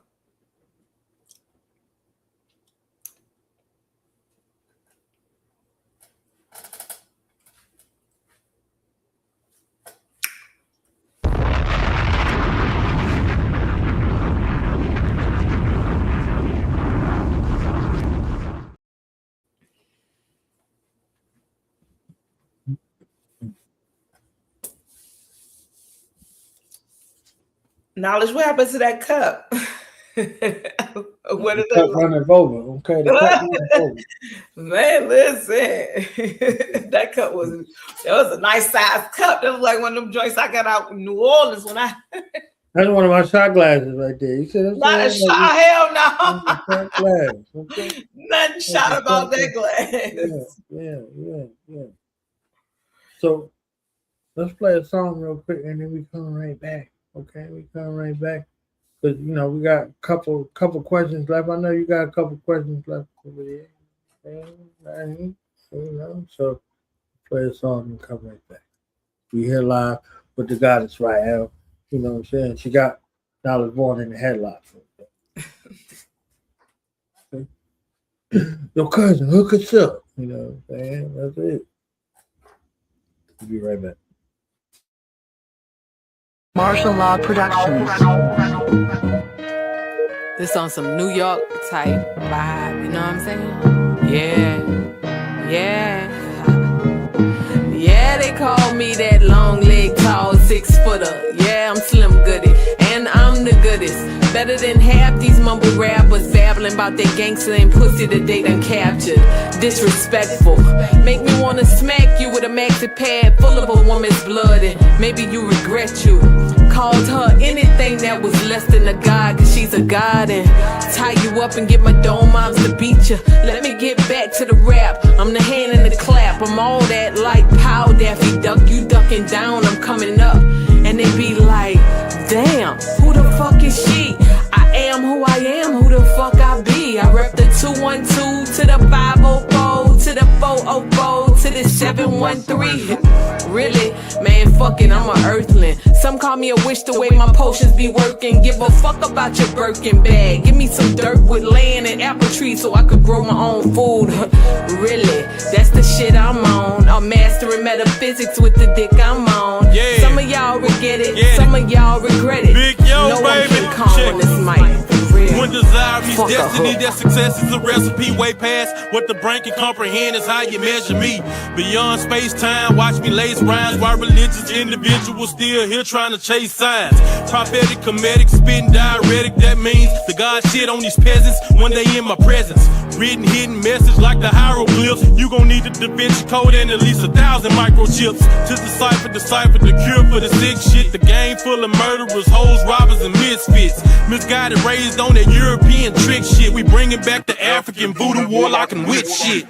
Black magic at its highest level, shame the devil. No knowledge of self cause they scared that you'll reign forever. Untamed beast, exorcism of these mental shackles. Graduated to a god, so to the right I turn my tassel. You say it's blasphemy, look at your current situation. Hate me, but give your oppressor your full participation. Historically they murder niggas with no hesitation, but you pledge allegiance to the folks that plan your devastation. Now that's sickening, who the fuck is you kidding?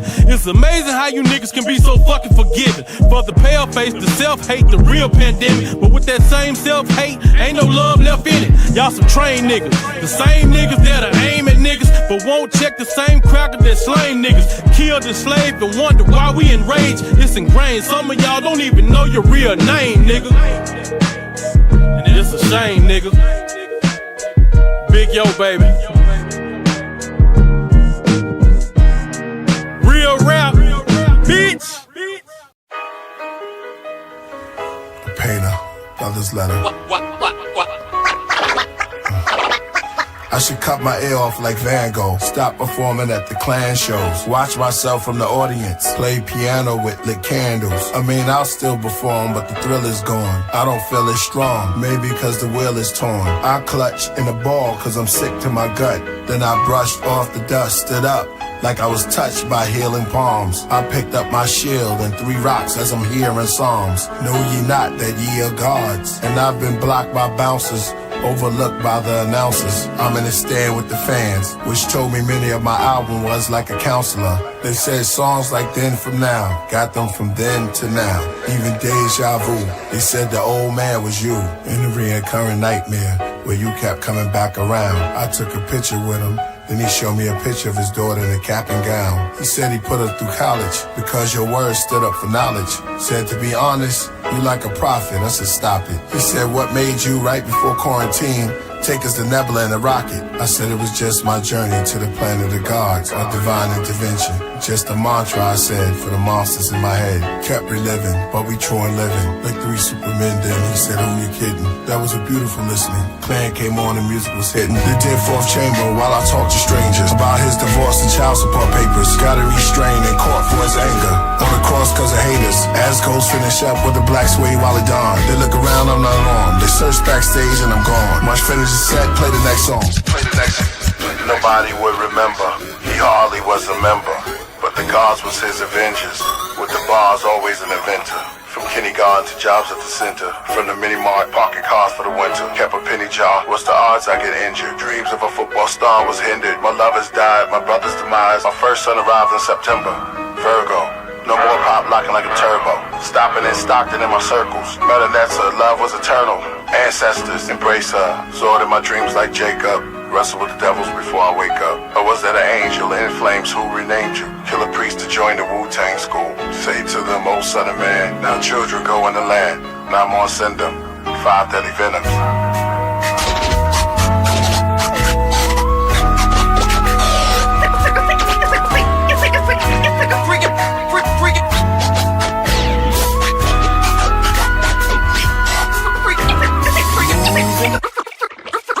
Freak out, yo.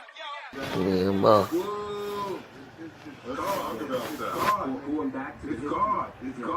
Mom, say what up. Huh? Say what up. Say what? Say what's up. Ma, you look like grandma. Oh, you looking at me now?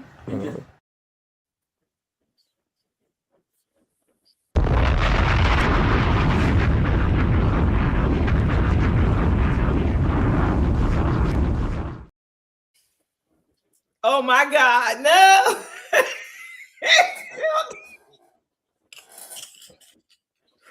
How that thing get so full? How that thing so full? I don't know. I don't know. That glass is not a shot. So, God Israel, what's the question you always wanted to ask me, but you didn't?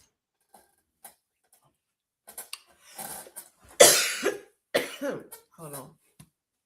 I had to catch my breath. Let me clear my throat. Oh, have mercy me. I hope you don't mind. Whoa. Okay, a question.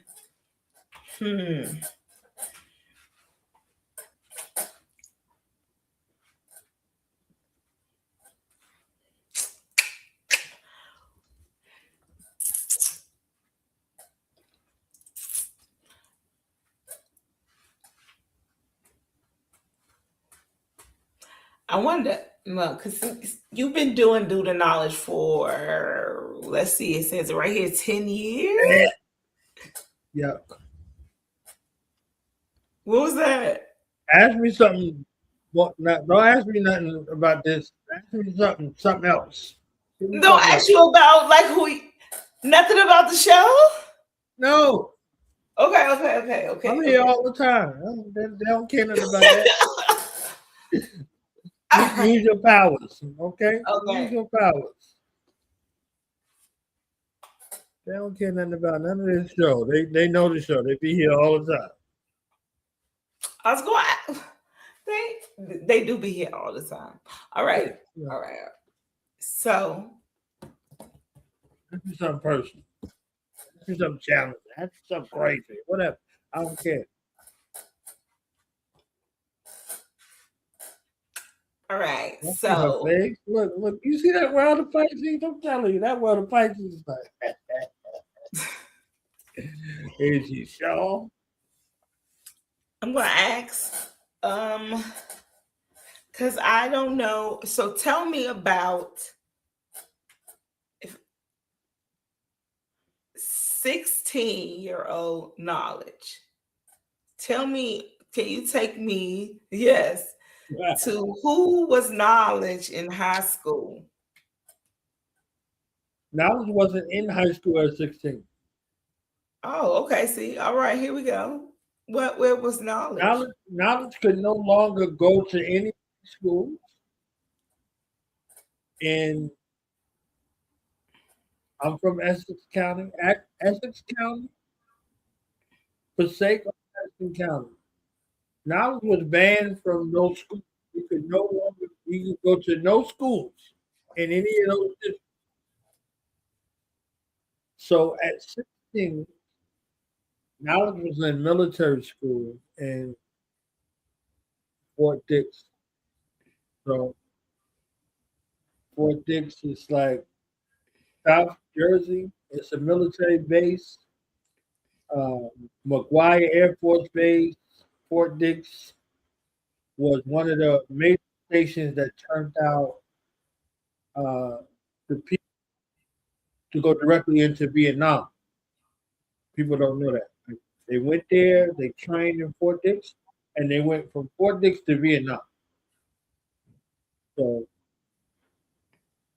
at that time, well, I ain't going to, but and at 16 years old, I was there on that base with my last chance. My mother told me if I got kicked out of military school, I was going to go to jail until I was 21, not 18, 21. I was 16. You know what I'm saying? I could, deal with the situation at 18. I'm like, damn, my mom was telling me. She's like, yeah, I don't deal with people off in the street. If you want to be a criminal in the street, I'm going to make sure that you go and visit N words in jail. That's what she said. You understand what I'm saying? So I was like, good Lord, mama be still my heart. You understand what I'm saying? So I went to military school at 16. And one of the things I had always admired about Dr. King when I read his story is that he was done with high school at 16. So was I. I graduated with my high school diploma in GED at 16. So it was what it was. But to paint a picture of when I was born at 16, man, I was a young man seeking to learn himself. And I was in this military environment. The worst thing that they'd ever conceive. My brother was in military school before me. I came to class directly after my older brother. My older brother is a statesman. My older brother is everybody's favorite. He's a natural leader, right? He's a Taurus, right? Natural leader, natural cult leader. I'll say it like that for the Taurus, So if you start thinking about what's that guy, Jim Jones and them, you start thinking about Taurus. I was hoping you weren't going to say Jim Jones. They let you know, like I just let you know, like these are the kind of minds, like Malcolm X and Louis Farrakhan are both Taurus. So if you think about those two men, think about the movements that they led and the people that they involved, they have co-following. You see what I'm saying? Adolf Hitler was a Taurus. You know what I'm saying? So I'm telling you like the truth. Like in regards to this, even if you went out in Taurus, you have a cult following that follows you. Martin Luther King went out April 4th, 1968. He has a cult following with him because he went out in Taurus.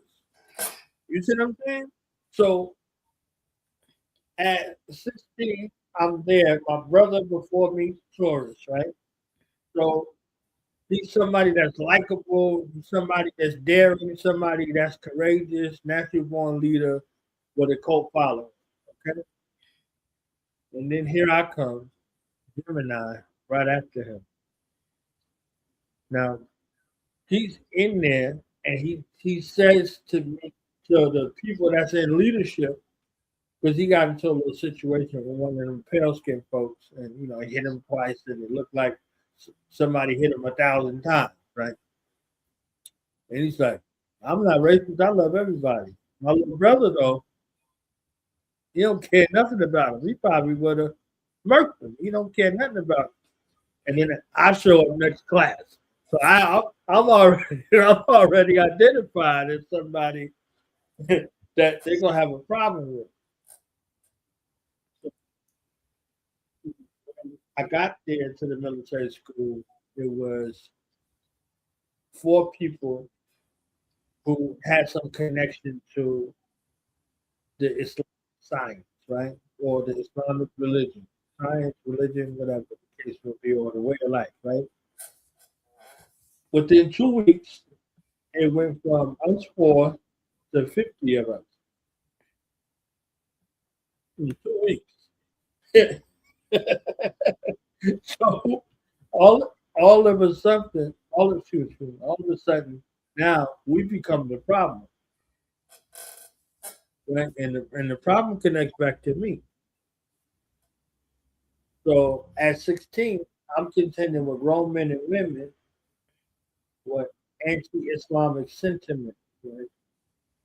And they're looking at me like I was a problem until I was a solution in 2 cases. There was a young man that he had wrote 666 on his skin, and he's telling these people that he worshiped the devil and blah blah blah, and he's one of Satan's followers.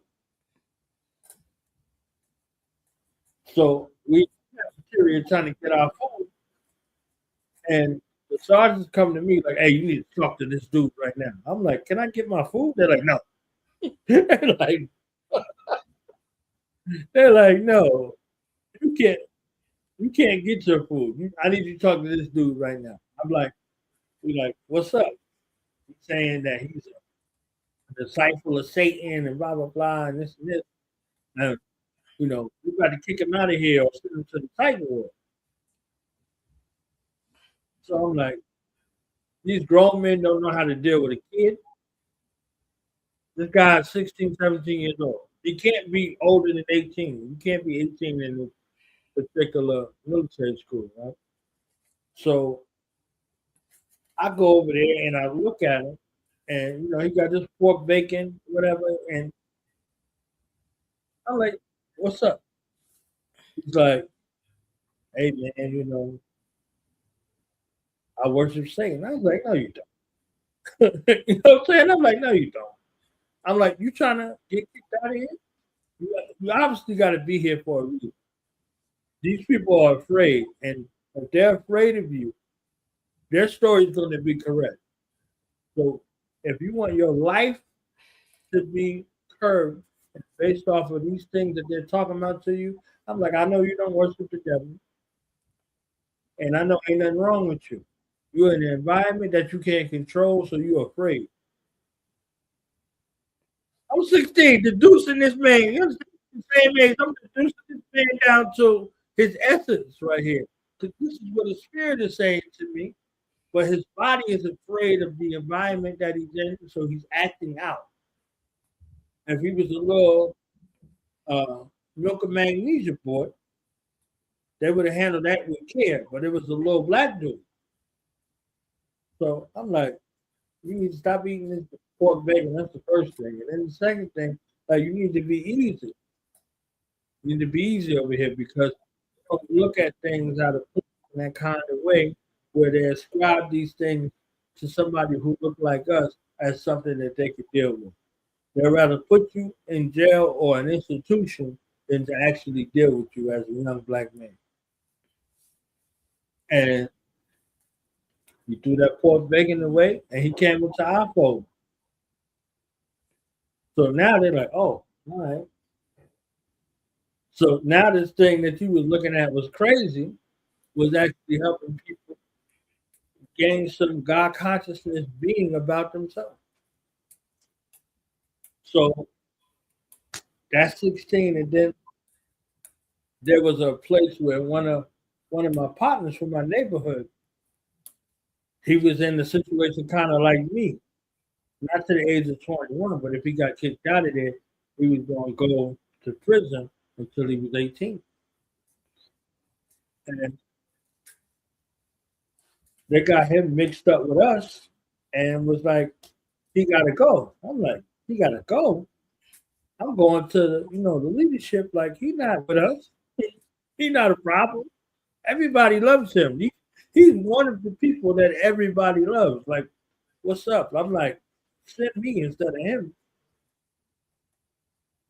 And they're like, "Oh, the decision been made. He got to go, blah, blah, blah." I'm like, "Yo, he's going from here to prison. You okay with that? He's not even going home. He don't even get to go back home. Like, they came and picked him up and took him to prison." So they like, this is crazy. So everybody's like, "Yo," they call him Big Worm from Friday, right? The first one. I'm like, They're like, yo, man, they kicked that Big Worm, man. Forget this program. So I'm like, we in silent protest of Big Worm getting kicked out. So, it's a military environment. That's not nothing that they abide by. So they like, oh, this is some y'all are being insubordinate. So we out there in the rain, we doing push-ups and all that. And they're like, y'all better sound off. I said, don't say nothing but Big Worm. You understand what I'm saying? So everybody, like we doing these push-ups in the rain. I'm like, they gotta feed us. You understand? We could be here all day. We can't really be here all day. There's a training schedule that they gotta adhere to. So we out there in the rain doing these push-ups, and every time we go down and up, we like Big Worm. They're mad. They're really mad. So we go to the cafeteria and come back, and then everybody's upset. I was like, don't nobody say nothing. Don't say nothing. So they get back, and it's like two people get into it with each other, and they about to fight. And that little fight that was about to happen turned into 300 teenagers about to cause a riot. So I'm out there looking at this stuff festering, and I saw their response. Their response was DOD police, security force, and military police to these children. We children. And I think Jackie was out there. He was out there. He lived out there, so he know what I'm talking about. You know what I'm saying? So I'm like, everybody going crazy. It's like trying to be 300 kids against these police. So I said, I step out in the midst of all of it. I said, I don't care about what's about to happen. So I'm there with my people. I said, but if anybody under any circumstances, to anybody that's with me, we taking y'all up out of here. We don't fear nothing but our Lord. I said, so decide. It's 300 people on this side and the DOD police on this side. Those 300 people all of a sudden start going upstairs. And this little situation that was about to be hostile turns into something that was squashed based off of what I said. And now they're looking like, oh, like the Malcolm X movie where he do this and everybody start walking off and the crowd that was behind them all of a sudden start to disperse. I might as well have did that. Right? So the people are like, oh, okay, all right. It's over with. So now the DOD police that was there, they got to leave because there's nothing else for them to do. So like they was mobilized for no reason at all. But they was ready to split the heads and use tear gas and all kinds of stuff against kids for all intents and purposes. So, yeah, that was me. I've been playing the role of a reformer for all intents and purposes, working with at-risk youth as an at-risk youth. So one of my programs is GTK Empower You Youth Services, because giving back to these communities, I was giving back to, I was poured into as a youth. So giving back to the youth in that kind of way. And just because you turn the age doesn't mean you know what's going on. So from 7 to 18, we deal with at-risk youth, but from 19 to 35, we got strategic planning services where we deal with the folks who age out, right? So they consider you supposed to know what's going on, but they ain't got no plan.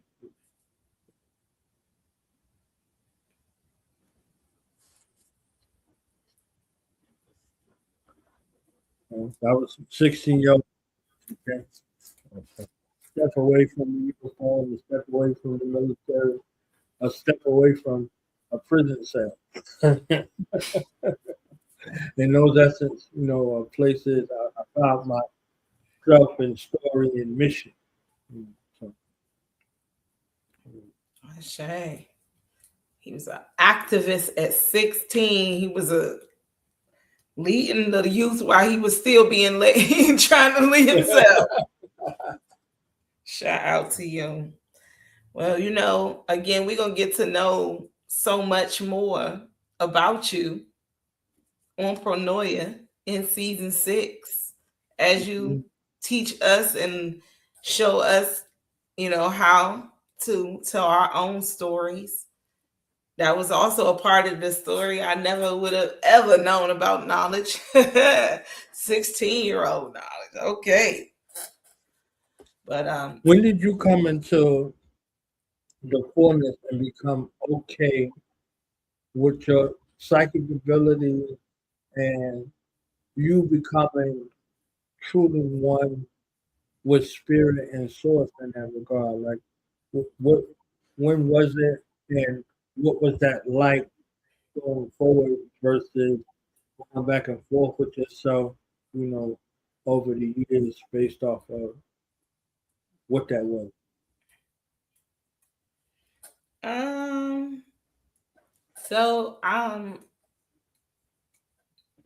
I know I have an old soul because when I was 9, I think that's the furthest back I can remember the first incidents where I realized that I had a deeper connection to spirit than I thought. And I first thought everybody had the same connection. Not that we don't, but that everybody was tapped in at a young age until I started realizing that I was a little different. But the connection has always been there. Being comfortable with sharing that information only came in later, much later in life. But I knew from an early age that I was different spiritually as far as knowing things before they would happen and, hearing voices, smelling scents that would be like, I could smell perfume and just in passing. But always having like dreams. Dreams were my thing growing up. And so I explained that like my mom was one of the only people that I would talk to really about my spirituality because again, I lived in lots of different states and being a kid moving around a lot, it was hard to make friends. So you definitely didn't want to seem like the weird friend. And so it wasn't very easy to talk to kids. Kids growing up would bully you anyway about any little thing. And I came from Alabama to DC. So, there was a big difference when I started moving around from state to state on how children would treat each other. So, yeah, I knew at an early age that I had some abilities. They grew over time. But expressing that didn't come until after, like, honestly, within the last 10 years, being comfortable with expressing it. And still now, recently I had put a post up on Facebook kind of expressing my disappointment in some of my family, friends, or so-called friends, associates. I don't really have a lot of friends, but associates that are very religious, but unable to see people just as people. Maybe you are religious. That's great. That's what you choose to do with your life. But I'm not. And not being able to accept that I'm not like you, is so wild to me because the people that I know that are very spiritual are very accepting of those who are very religious. But the people that I know that are very religious are not very accepting of the people that are very spiritual. And so, the books that I used to read, the things that I used to tap into were not very popular back in the day when I was growing up, we're in a new age now, so it's a little bit more open with expressing yourself spiritually.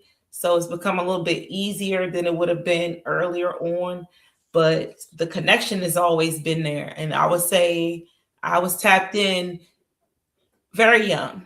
I told the story about the sitting in the back seat and realizing that I had a body. Like I was sitting in the back seat and just my soul was like excited, like, oh my God, I got hands. Like my hands were in front of my face, and I was like, oh, I got hands, like I got a body. And that was, I was probably like 6 years old when that happened. But it was the voice. I heard the voice of my higher self, and I have to say it was my higher self because it sounds very similar to the voice I hear today when I was a child. And so the guidance that came to me when I was in some of the darkest days as a child, I heard so clearly. And so I've always trusted the divine. And I guess I'm a firm believer in what you seek seeks you. And because I started seeking so early on, you know, I grew in my confidence of spirit, but I always hid it. You know, I hid it with, again, I went to church all the time, but I knew it was something more than that. I always knew there was more to it because I felt it around me all the time. And being a young child that was always in isolation a lot, it was always just me. Even when I was, I had lived with my grandmother, my aunt, and them. If you've ever grew up in a house that was not your mother and father, it was a lot different. So people, you know what I'm saying, they love you, but they had their own things going on. So I was a lot of times by myself, which enriched my connection to divine spirits. So again, the connection's been there for a long time, but just being able to express that and not really care about what other people think, that came within the last 10 years. And then within the last 2 years, I really don't care because it's like God, not only have I heard the voice of God, I felt the presence of God within the last 2 years that made me feel like, what can somebody tell me when I've actually felt it myself? Like no one can tell me that God can be contained in only one book or God can be contained in this only one way when I know for a fact that God has shown up in my life in a whole totally different way. I didn't have to call on anyone else other than God. I didn't have to go through anyone else. I didn't have to be perfect. I didn't have to stop cursing. I didn't have to, be 100% righteous for God to show up for me. So that's when I knew that, like, the God that I serve is bigger than what people are trying to, make it out to be. So I explained to, my Facebook friends, I guess, that, the God that I serve, because a lot of people don't think I even like believe in God, which is weird, because I believe in the God that came before the Bible. I believe in the God before the written word of God. I believe in the God that created the creation of everything. And so just because I don't pray the way other people pray, and I don't, because I see it in a different manner, the relationship that I have with God has always been true though, and God has always confirmed that to me because I'll ask if I'm on the wrong path, remove me, and God will shift me. But God will also let me know you were on the wrong path, but you weren't doing the wrong things. Sometimes you could be you could be doing the right things on the wrong path. You just didn't know you was on the wrong path, and God will shift you off of that path, especially if you fall on God. That's the villain. The villain comes from the villager. You know what I'm saying? So the village people, right? the villagers, right? That's where the villain comes from. You see what I'm saying? So the villain comes from the people that the ruling class deems as the villain. They vilify the people because they got to take advantage of them. You see what I'm saying? So once they pull one out of the stack and identify him or her as the villain, more her than him. The Salem witch trials, they took regular women and did that. You understand what I'm saying? regular black women before they went to anybody else. I want to be clear on that. You see what I'm saying? So they play on the minds of the villagers. Like, you know, they have a term called village idiot. That's everybody. Because they can be shown anything and they know their psychology and they can get them to move. So I know we done went way past the time we were supposed to go for this. So I'm going to give you a chance for your final remarks, you know, a final word, whatever you want to share, and tell people where to find your platform and where to find you if they want to collaborate, if they want to see the greatness of what we promote. So I'm going to be quiet and all eyes on you.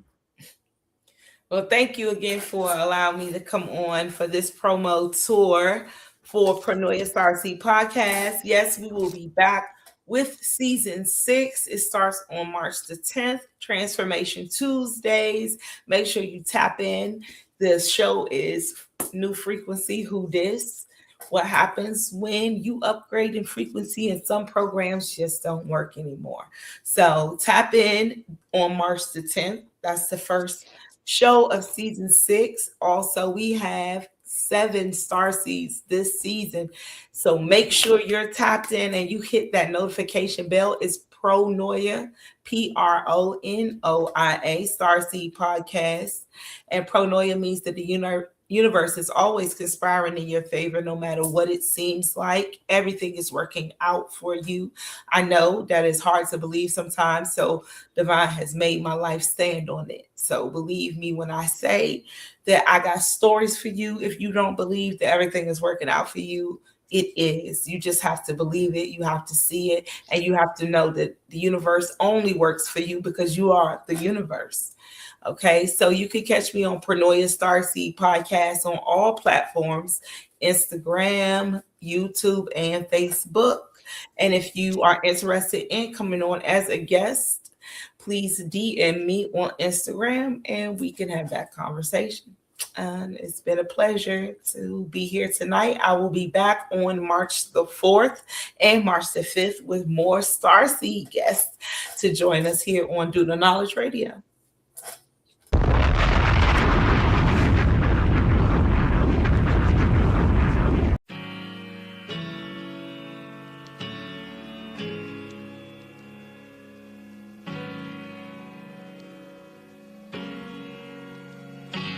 Thou shalt not be afraid for the terror by night, nor for the arrow that flieth by day. 1,000 shall fall at thy side, and 10,000 at thy right hand. I can't explain the way these crown loads they come to me. Morning meditation, Psalm 91 and 23. Watering my money tree, manifest abundantly. On a mission, running free, everything they wanna be. In summary, there's been a shift within the earth sphere. So now people hear my messages and words clear. Still shining, the illest with the brilliant timing. The gold mine who had to go find a silver lining.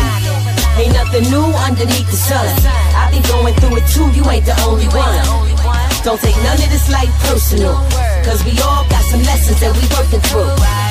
Ain't nothing new underneath the sun. I be going through it too, you ain't the only one. Don't take none of this life personal, it's just the lessons that we working through. So why you tripping, huh? Why you mad, son? Got some good days and some bad ones. Might win some, might lose some. That's just the way it goes, life 101. Why you tripping, huh? Why you mad, son? Had some good days and some bad ones. That's just the way it goes, life 101. Yeah, life gon' be life until your day's done. Never will you see a thief return a treasure stolen. No need to lock away your heart if it was never open. Truth heals the spirit and it's better spoken. Most never heal, they remain forever broken. I protect over my cells like a prison guard. True and living star, pay the price to get these wisdom bars. Listen hard, I was cut out of a different cloth. Turn your light up on these hoes and never switch it off. The queen's a winner, moving like a seasoned ninja. I'm even tempered, never beefing like a vegan dinner. I found peace within my inner, that's a sweet surrender. Don't relive your lessons twice like repeat offenders. They'd rather see me decompose like leaves in the winter. Want me to undermine my shine and decrease my shimmer. While they competing in subliminal battles, I'm only fighting hidden parts of my invisible shadow. Cause I learned that people never want the bitter truth, just the sweetness. But you need both the light and dark to reach completeness. Goddamn, people throw rocks and hide their hands. Vindicate the wolves and they silence in the lambs. Fight to keep your soul purer than a sacred virgin. Even if you die in the rebirth. It's the Mark of Moon. Shit. Nah. Love the royal priesthood. Mark of Buddha, Sekou the Madman, Killer Priest, Fourth Chambers, Full Fuji. This beat sound like something I wear. You dig? Yo, hold on my people, why you walking around like you equal? They wrote you in as 3/5. What we gonna do about this? Talk too much, you end up like Jimi Hendrix in 27 Club. You want that knowledge? Well, I'm the plug. Knowledge itself is the drug, and I keep dropping the nugs. Culture pushing, wisdom spitting, pimping simpletons into listening. Yawning while you spewing fiction. I can feel the tensions in your intentions. I wonder if that's Johnson heaven. If God is white, why he write that bronze was the sun? They give us reparations, that's when the apocalypse begun. Yeah. Red rhyme, okay. Yeah, red rhyme, better rhyme. Grab your guns, daughters and sons. Wasn't long ago when they had it hung. Blood on the leaves, frontal crumbled in between. Exhale from my ancestors that prevailed. We inhale, so we inhale, dodging death every day. Just happy I'm here to tell the tale. Meanwhile, y'all with the pigs and them tattletales. I'ma just be a scientist if it all fails. Mixing chemicals like a cocktail. My tree smell like it's from the tropical. So not for sale, never settle. Follow the tears on the trail. Nah. That whole African American thing is to omit. You see, the indigenous black man of this particular land, when we brought the African American term, we cut out all of the Caribbean, all of South America, all of Latin America. And this is another way to reclassify you, you see what I'm saying, outside of power. We got blacks, whites, brown and yellow. We got red, those with dreads found from the ghetto. We got bullet-led and misled, the smile of the devil. On the face of the moon, heart pound like a rebel. Hear the sound of the metal. War in Iraq, 6 feet underground with the shovel. All over the map, the Bible said signs of the time. The Torah said that's your God, not mine. The Holy Quran says it's all Allah's design. The Buddhist says let's meet at the shrine. Thou shalt not eat of the swine. That you is the cut, sure as blue as the blood. Killer priests in the temple, Nehru is the love. That's a political move that was put in by the government to break you down to this subclass, you see, and not be a world community. So to call you an African American is to disconnect you from that global community and that great diaspora that we were talking about. So that's a political move. Yes, come on. The average Native American was this brother's complexion at the turn of the century. Now when you say Native American, it's some white person with a feather in his hair.